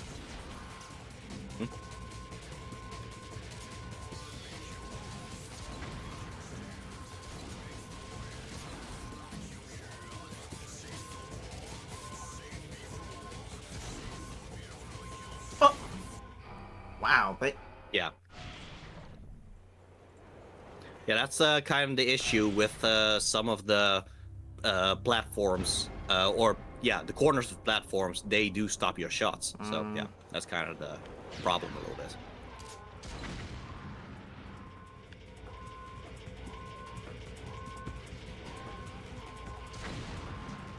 Okay.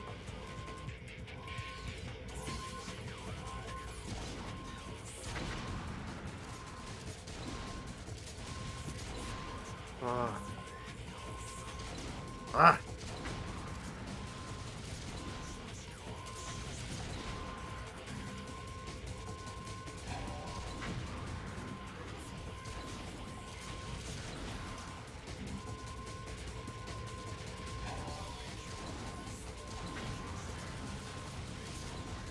What? What? Oh, Oh, sheesh. he didn't... No. No. Oh. Wow, okay.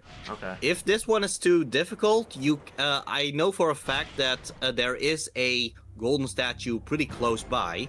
You can try to switch to Quicksilver instead. Oh, that's right. I keep forgetting about that. Okay. So that's an option for you to have in mind.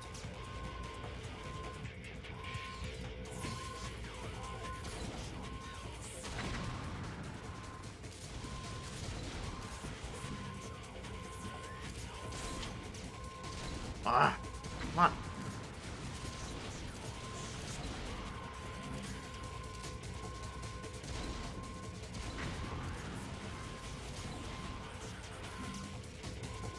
Nice.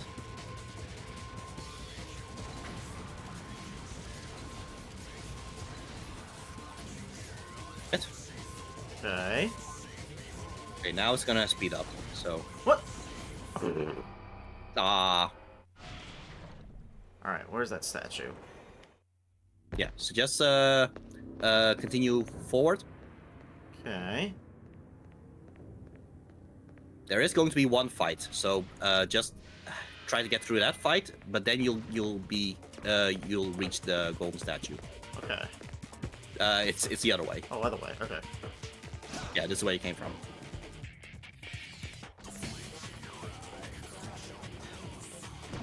Oh! Oof.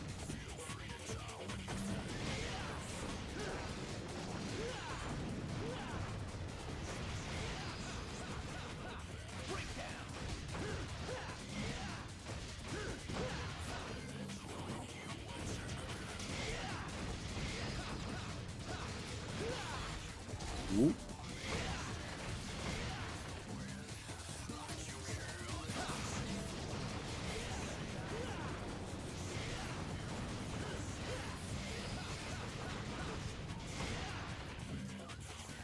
Okay. Yeah, so just through this door, this is where the golem statue is. If you want, you can also stick to what you have right now, because if you move further, that's where the combat educator is for Nevin. Oh, okay. So in this room or just in the next room? Yeah, this room. Just move to the left.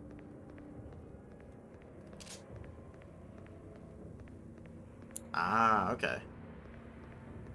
Yeah, so the best way, for me at least, in order to try to get this one, and just pointing out, even I have trouble with this one, so just be cautious, I guess, about this. What I try to do is I try to kind of rotate around which move I do, as in, first I'll do the up attack, then I'll do the left attack, then I'll do the back attack, then I do the right attack, and then just kind of try to rotate around the Nevin moves that way. That seems to be the best way to kind of remember how to keep doing that. And I guess since you do have Swordmaster, what you can also do is try to add some circle attacks before you start again with the forward attack, I guess. Okay. That's kind of how I try to remember to kind of rotate the attacks. Okay.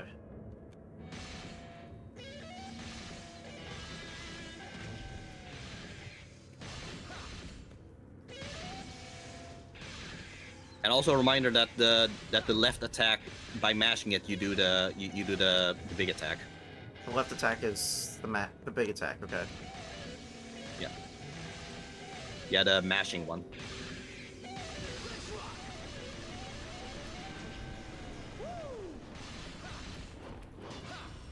Whoop.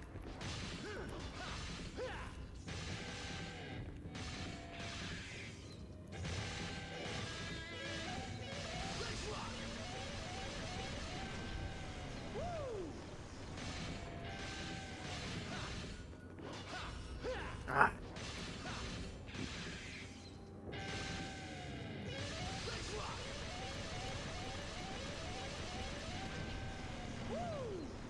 Right, all right.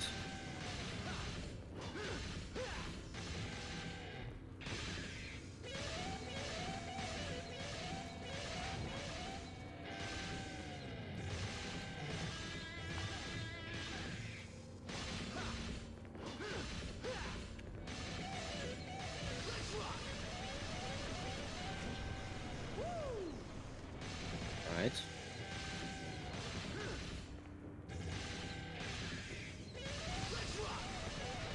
What? Ah, Oh, come on. yeah. Yeah, it was just too soon after the previous one. This statue is very picky. I know. Ah. Ah. It's my hand doing it. Hmm.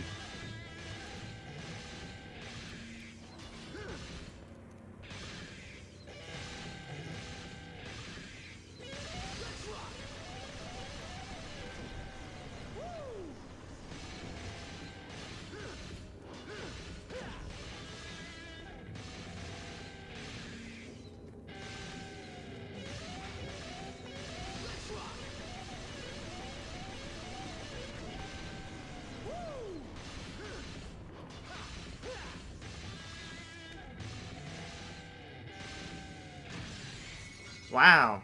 Yeah, got it. Nice. Yeah, I was gonna ask, do the aerial versions of this count as separate? Yes, they do. Okay. Because I was trying. That's also very useful to know. Yeah, that's also very useful to know with the Rebellion one, because one combat educator of Rebellion actually necessitates you getting SSS, and there it would be very useful to actually have Swordmaster there as well, in order to use both the circle attack on the ground as well as using the circle attack in the air, because those are separate moves. Okay. But yeah, now you got that, so good job. Thank you.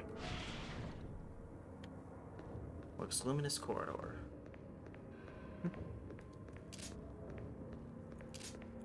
Okay, so you have equipped Quicksilver now. Yes, do keep in mind that you do need Devil Trigger runes in order to actually use Quicksilver, Okay. which is Lock On and Circle. Lock on and what? lock on and circle. Okay. The style button. Okay. Yeah. So, only use it if you really think, oh, okay, I'm really about to lose this one. Okay, I'll try to keep that in mind. Mhm.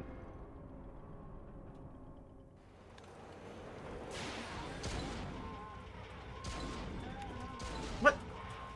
Oh my gosh. Oh, sheesh. Come on. Oh, wow. What are you aiming at, Dante? Oh, sheesh. Man. Wow, okay. That did not go as planned. Yeah, usually I get the first shot on that, but I don't know. I couldn't target Yeah. them for some reason.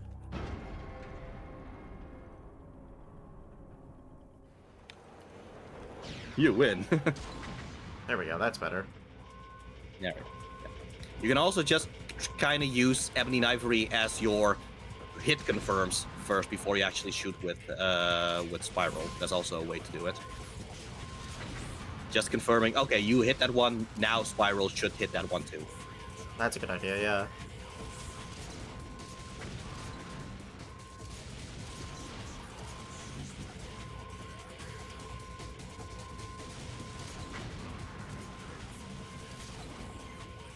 Huh. That one I got him this time.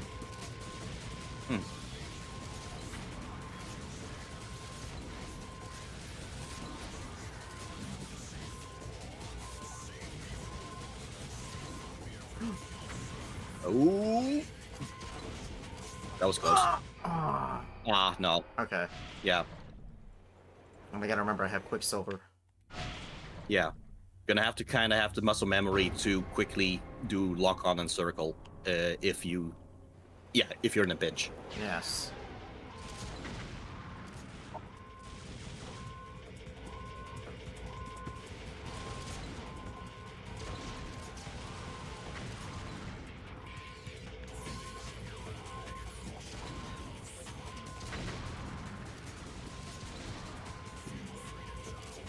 Okay, good. You got that one. Oh boy, that one is. Come on. Oh my gosh. Okay.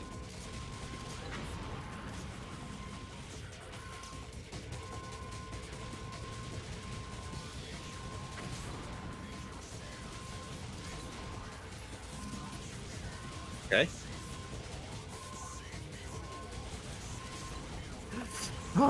Okay, blew up on his own. Ooh. Ooh. Oh, nice, nice, nice. Nice. Okay. Nice. Whew, okay. There we go. Good job. Thank you.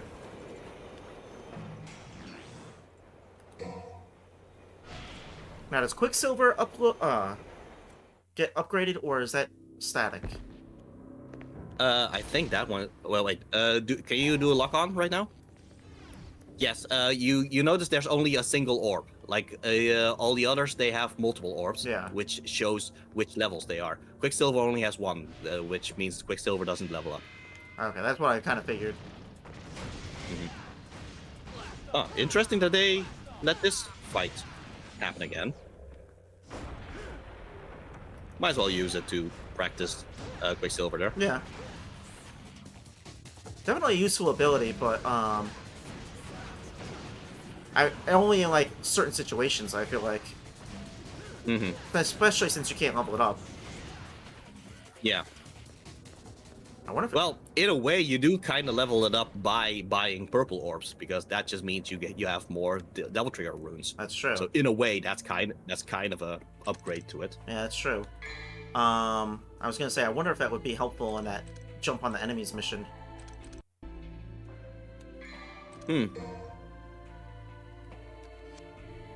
Yeah, I never really thought about that. That might actually be. I do wonder if it actually affects the timer, because you're supposed to be, you're supposed to stay in the air longer with the timer and all that. Anyway, yeah, the white one is for your Devil Trigger runes. Oh yeah. Anyway, yeah. That's gonna lead to the boss battle. Okay, here's my little take on this. Virgil now has an additional weapon besides his Yamato, which means what would be the most fitting weapon for Dante to have as his backup? And what I always do is in this fight, I will always start off with the other weapon before I switch over to Rebellion the moment Virgil switches back to Yamato. That's how I do it. Okay, so in that case, which other weapon are you gonna pick? I think in terms of how the Devil Triggers look, like how the Devil Trigger of Virgil looks with Beowulf, that makes Dante's Cerberus Devil Trigger fit the most in terms of them looking like one another. Okay. On the other hand, Agni and Rudra do have the red and blue thing, which is a fun little nod to the whole rivalry, which that's also a good choice for having Agni and Rudra.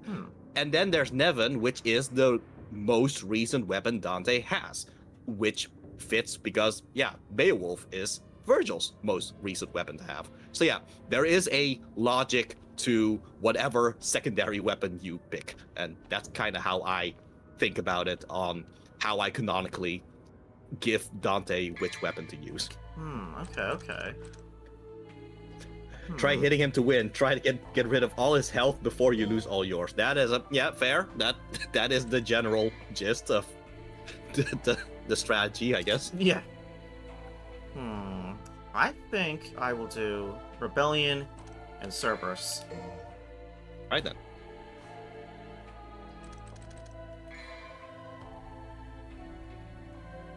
Unless I get annihilated, in which case I'll go to Agni and Rudra. All right then. Yeah, but that's kind of a funny thing here, in that Virgil clearly already has his Devil Trigger even during the first fight, because Virgil outright says, "I see a devil in you has awakened as well." So clearly he already had his Devil Trigger, but he just never shows his Devil Trigger. The funny thing is that the Devil Trigger that he shows in this fight is not his regular Devil Trigger, because it's the Devil Trigger of Beowulf specifically. It's only in the final fight with Virgil where he actually shows his normal Devil Trigger. So it's kind of funny how you actually see his alternate Devil Trigger before you actually see his actual Devil Trigger. Ooh, interesting. Well, let's go see it now. All right then.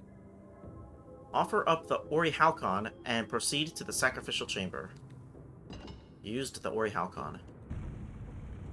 Or should we call it the Orichalcmalos?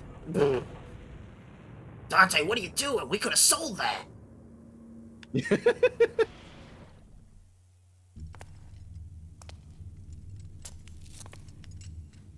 Why isn't this working?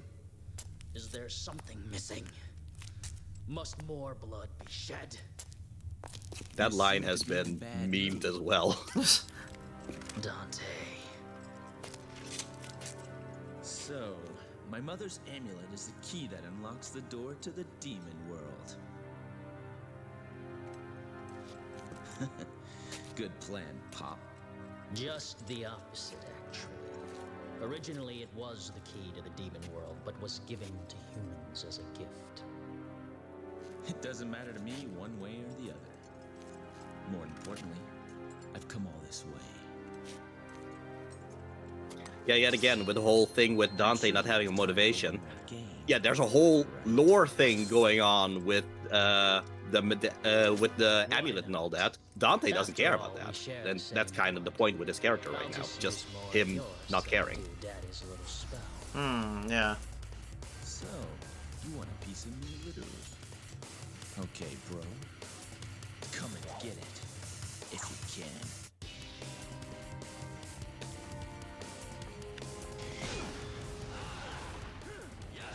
Yeah, so Virgil uses Beowulf.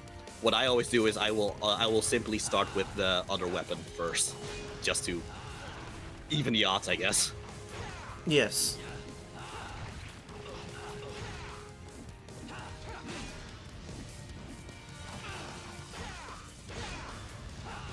Plus, both weapons are white. That's also a fun little comparison to them. Yeah, that's true. White for different reasons. White because of ice and white because of light.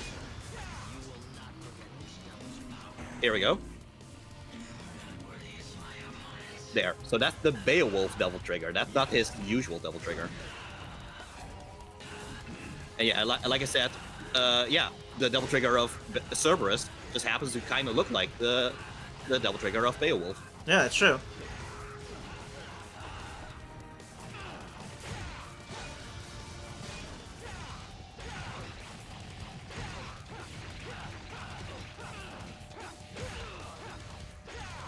Yeah, it's when Virgil is at half health, when he switches back to Yamato, and that's when I would usually switch back to Rebellion. Okay. Oh, he's not there yet. He will have a he will have a very specific animation when he does that.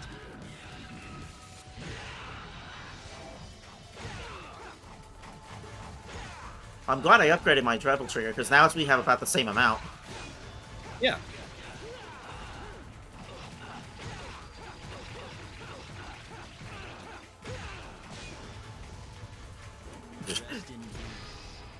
Here we go. There we go. That was his switch to Yamato. The fun little thing there is the way he switched. That's how Dante switches his weapon in Devil May Cry 1. Okay. So it's kind of a funny way how Dante is kind of mimicking Virgil, apparently. A little bit.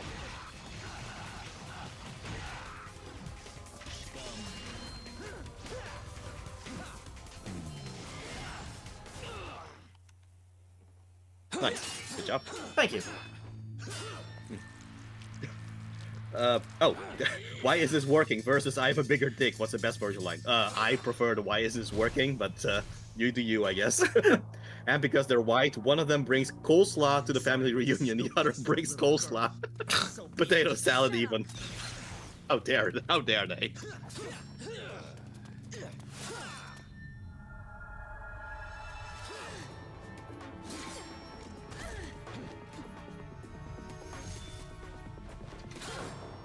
I really love that move. Mm-hmm. Is that what you think? Oh. Foolish girl.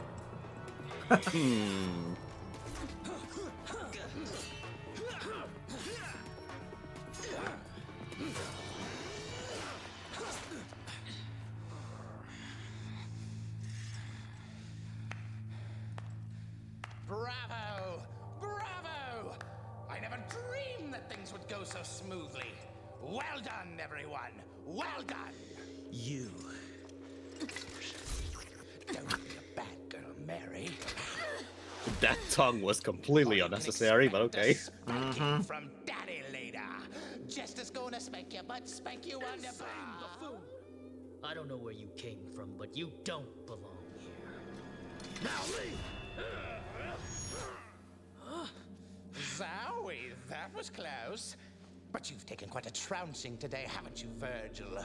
You could have chopped me into confetti by now if you were in tip-top condition. Damn you. You have lost.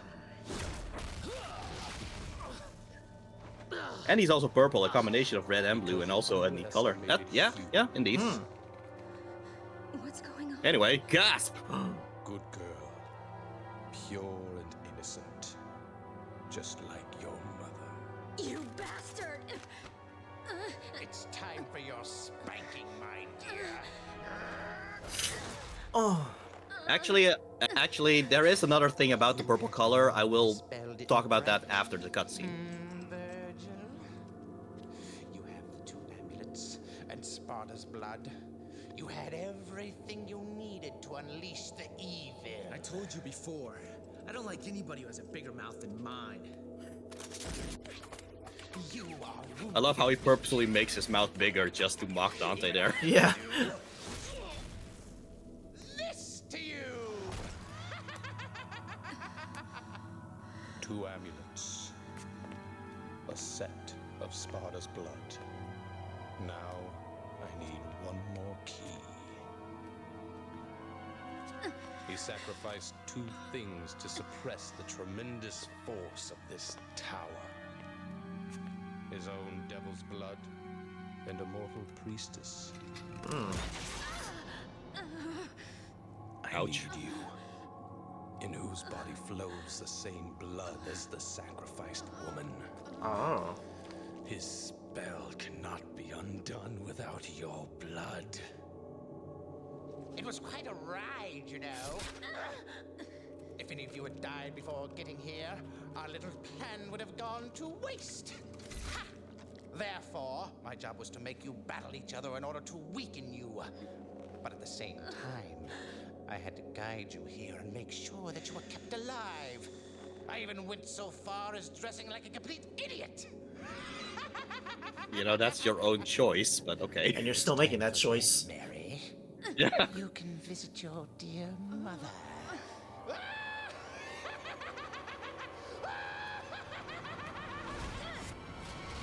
Whoa.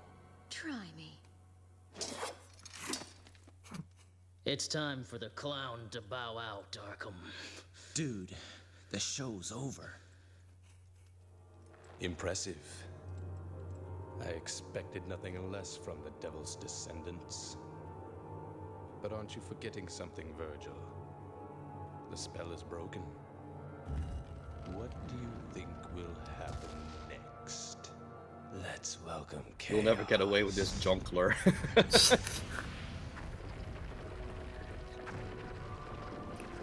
Something I do want to give props to the actor of Arkham. He did both Arkham and Jester. That's just him doing a different voice. So that's just amazing, because at first I really thought they were two different actors that just switch one another. But no, it is the same actor, which is amazing to me. Yeah, that's a fantastic choice. You know, he's got good talent. Yep.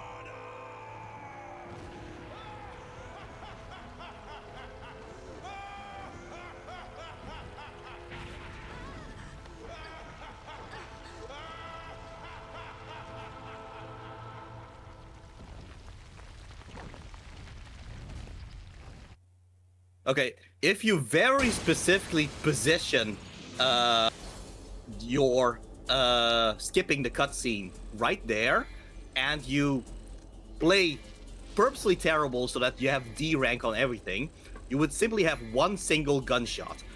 And you can, in fact, time it so that that single gunshot is on his balls. Wow. I had that happen once, and I just laughed the entire time, just by accident. That is glorious. That is amazing. Okay. Yeah. Anyway, here's the thing about the purple color, though. Jester is indeed colored purple and all that, which is a mixture of red and blue.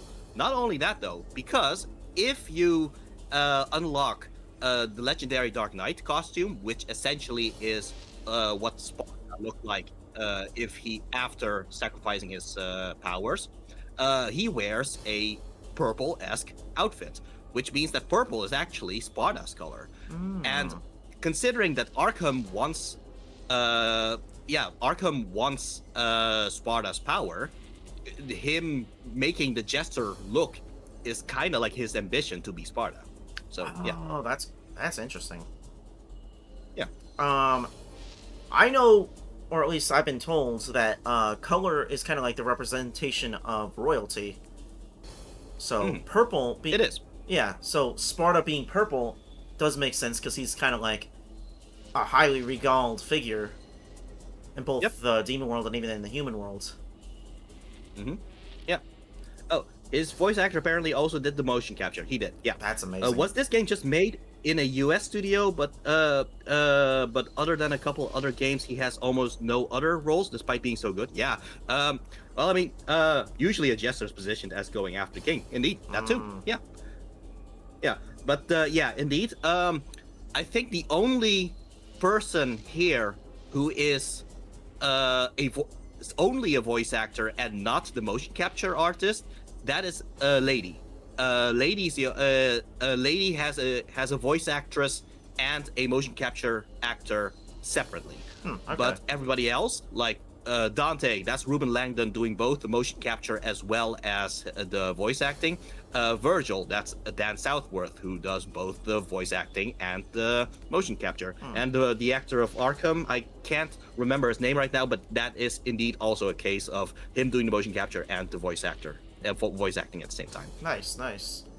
The other thing I was going to point out is, if you notice sometimes when you get the close-ups of Arkham, he's got heterochromia as Jester, which, you know, is a ladies thing. And you pointed out with the big moonball thing he was standing on. Yep. So it's like there's a lot of like little hints of like, oh, these two are more connected than you might realize. Yeah. Honestly, even though the story is not complex in any. It's not like the most complicated story, but what I do love about it is just the efficiency of the story. Like for an action game, the story here is just beautiful to me. Just beautiful in its efficiency.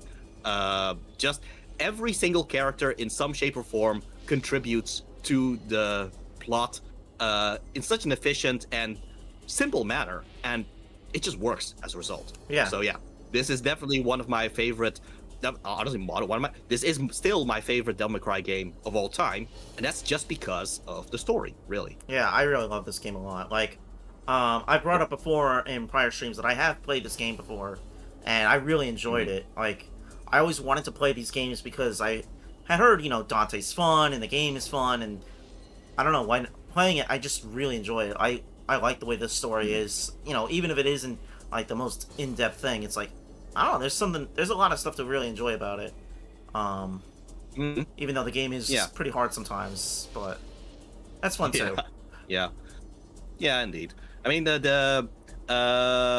just this entire cutscene, it is one of my most favorite cutscenes of all time in this game, in this franchise, in the first place.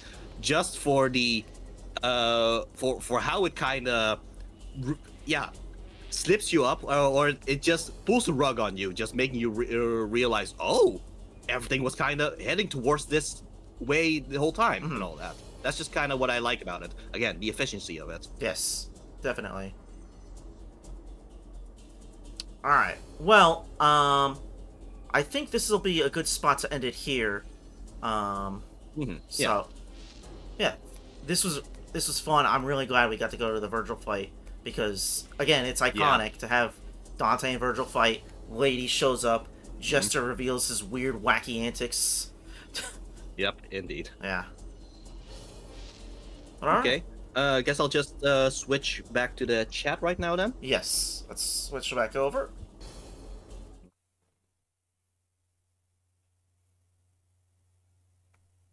Oh. There we go. Everything working out there? Yes, I got it on collab.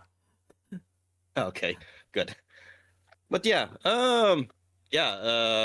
like I said, I just love the story here. This is indeed a good place to end the stream here. It's just like the big middle point of the story, essentially. That that it's just a good place to end, I guess. Yes, I agree. But yeah, thank you for guiding me through this. I always appreciate the information. I feel like I actually learned how to use Nevin a bit better, which when I first played it, I had no idea how to use that guitar as much as I want to. All right, fair. Yeah, I'm happy that helped. Also, I hope this also kind of helps you for the future for other Devil May Cry games, because hopefully just understanding how the combat system works will help you get used to all the other Devil May Cry games, because the rule set are still essentially the same. So yeah. Yeah. But that'll be for another time. Indeed. Okay. Yeah. Do you have anything else left to say here? I think that I'm really looking forward to when we get to Devil May Cry 3 again. Before we do that, obviously we'll have another game trade, which will be Game Trade Red, where you'll be playing a new game since you finished Zero Mission last week. Indeed, I have. Yeah, and I might as well just reveal here that the next game coming up is in fact Mega Man Battle Network, which, yeah, this is definitely a different game that Garland here is a big fan of. Oh yes, it's very influential, you could say, for me. And yeah, I've been doing my studying in the meantime, so I can bring some interesting information once we start playing it. I think it'll be fun. Yeah, indeed. I'm looking forward to it as well. I haven't played the Mega Man Battle Network games in a long while. I know about it. I know the systems, but yeah, I'm sure you will probably have a better idea of how to actually get through them and all that. Ah, yes. The Mega Man lore. Point at all the Legends references. Oh, and Scream. Yeah, well. Yeah, There were a few references, yeah, to Legends, I believe. There's at least one I know of. Yeah. But yeah, we'll get there. Yeah, indeed. All right. Yeah. Anything else you want to say before we end the stream? Oh, like the pre-production Mega Man Legends 2 poster in Lan's room. Oh, yeah, I think that as far as I know is only in a strategy guide. Really? Interesting. Pre-production poster. I guess that's something to look up too. Something to look up. Yeah.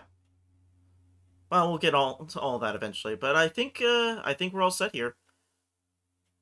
Okay. Well, then I'll just end the stream with this little thing that I keep saying. I have the strategy guide. That's the only place I've seen it because he has a scarf. Interesting. Huh. Maybe send it over to Lan so he can check it out. Yeah, I'm curious. All right. But yeah, anyway, with that, I guess we'll just end the stream. Remember, if you strive to be better than your enemies, be better for your friends, and be better than yourself. Take care, and see ya. Farewell.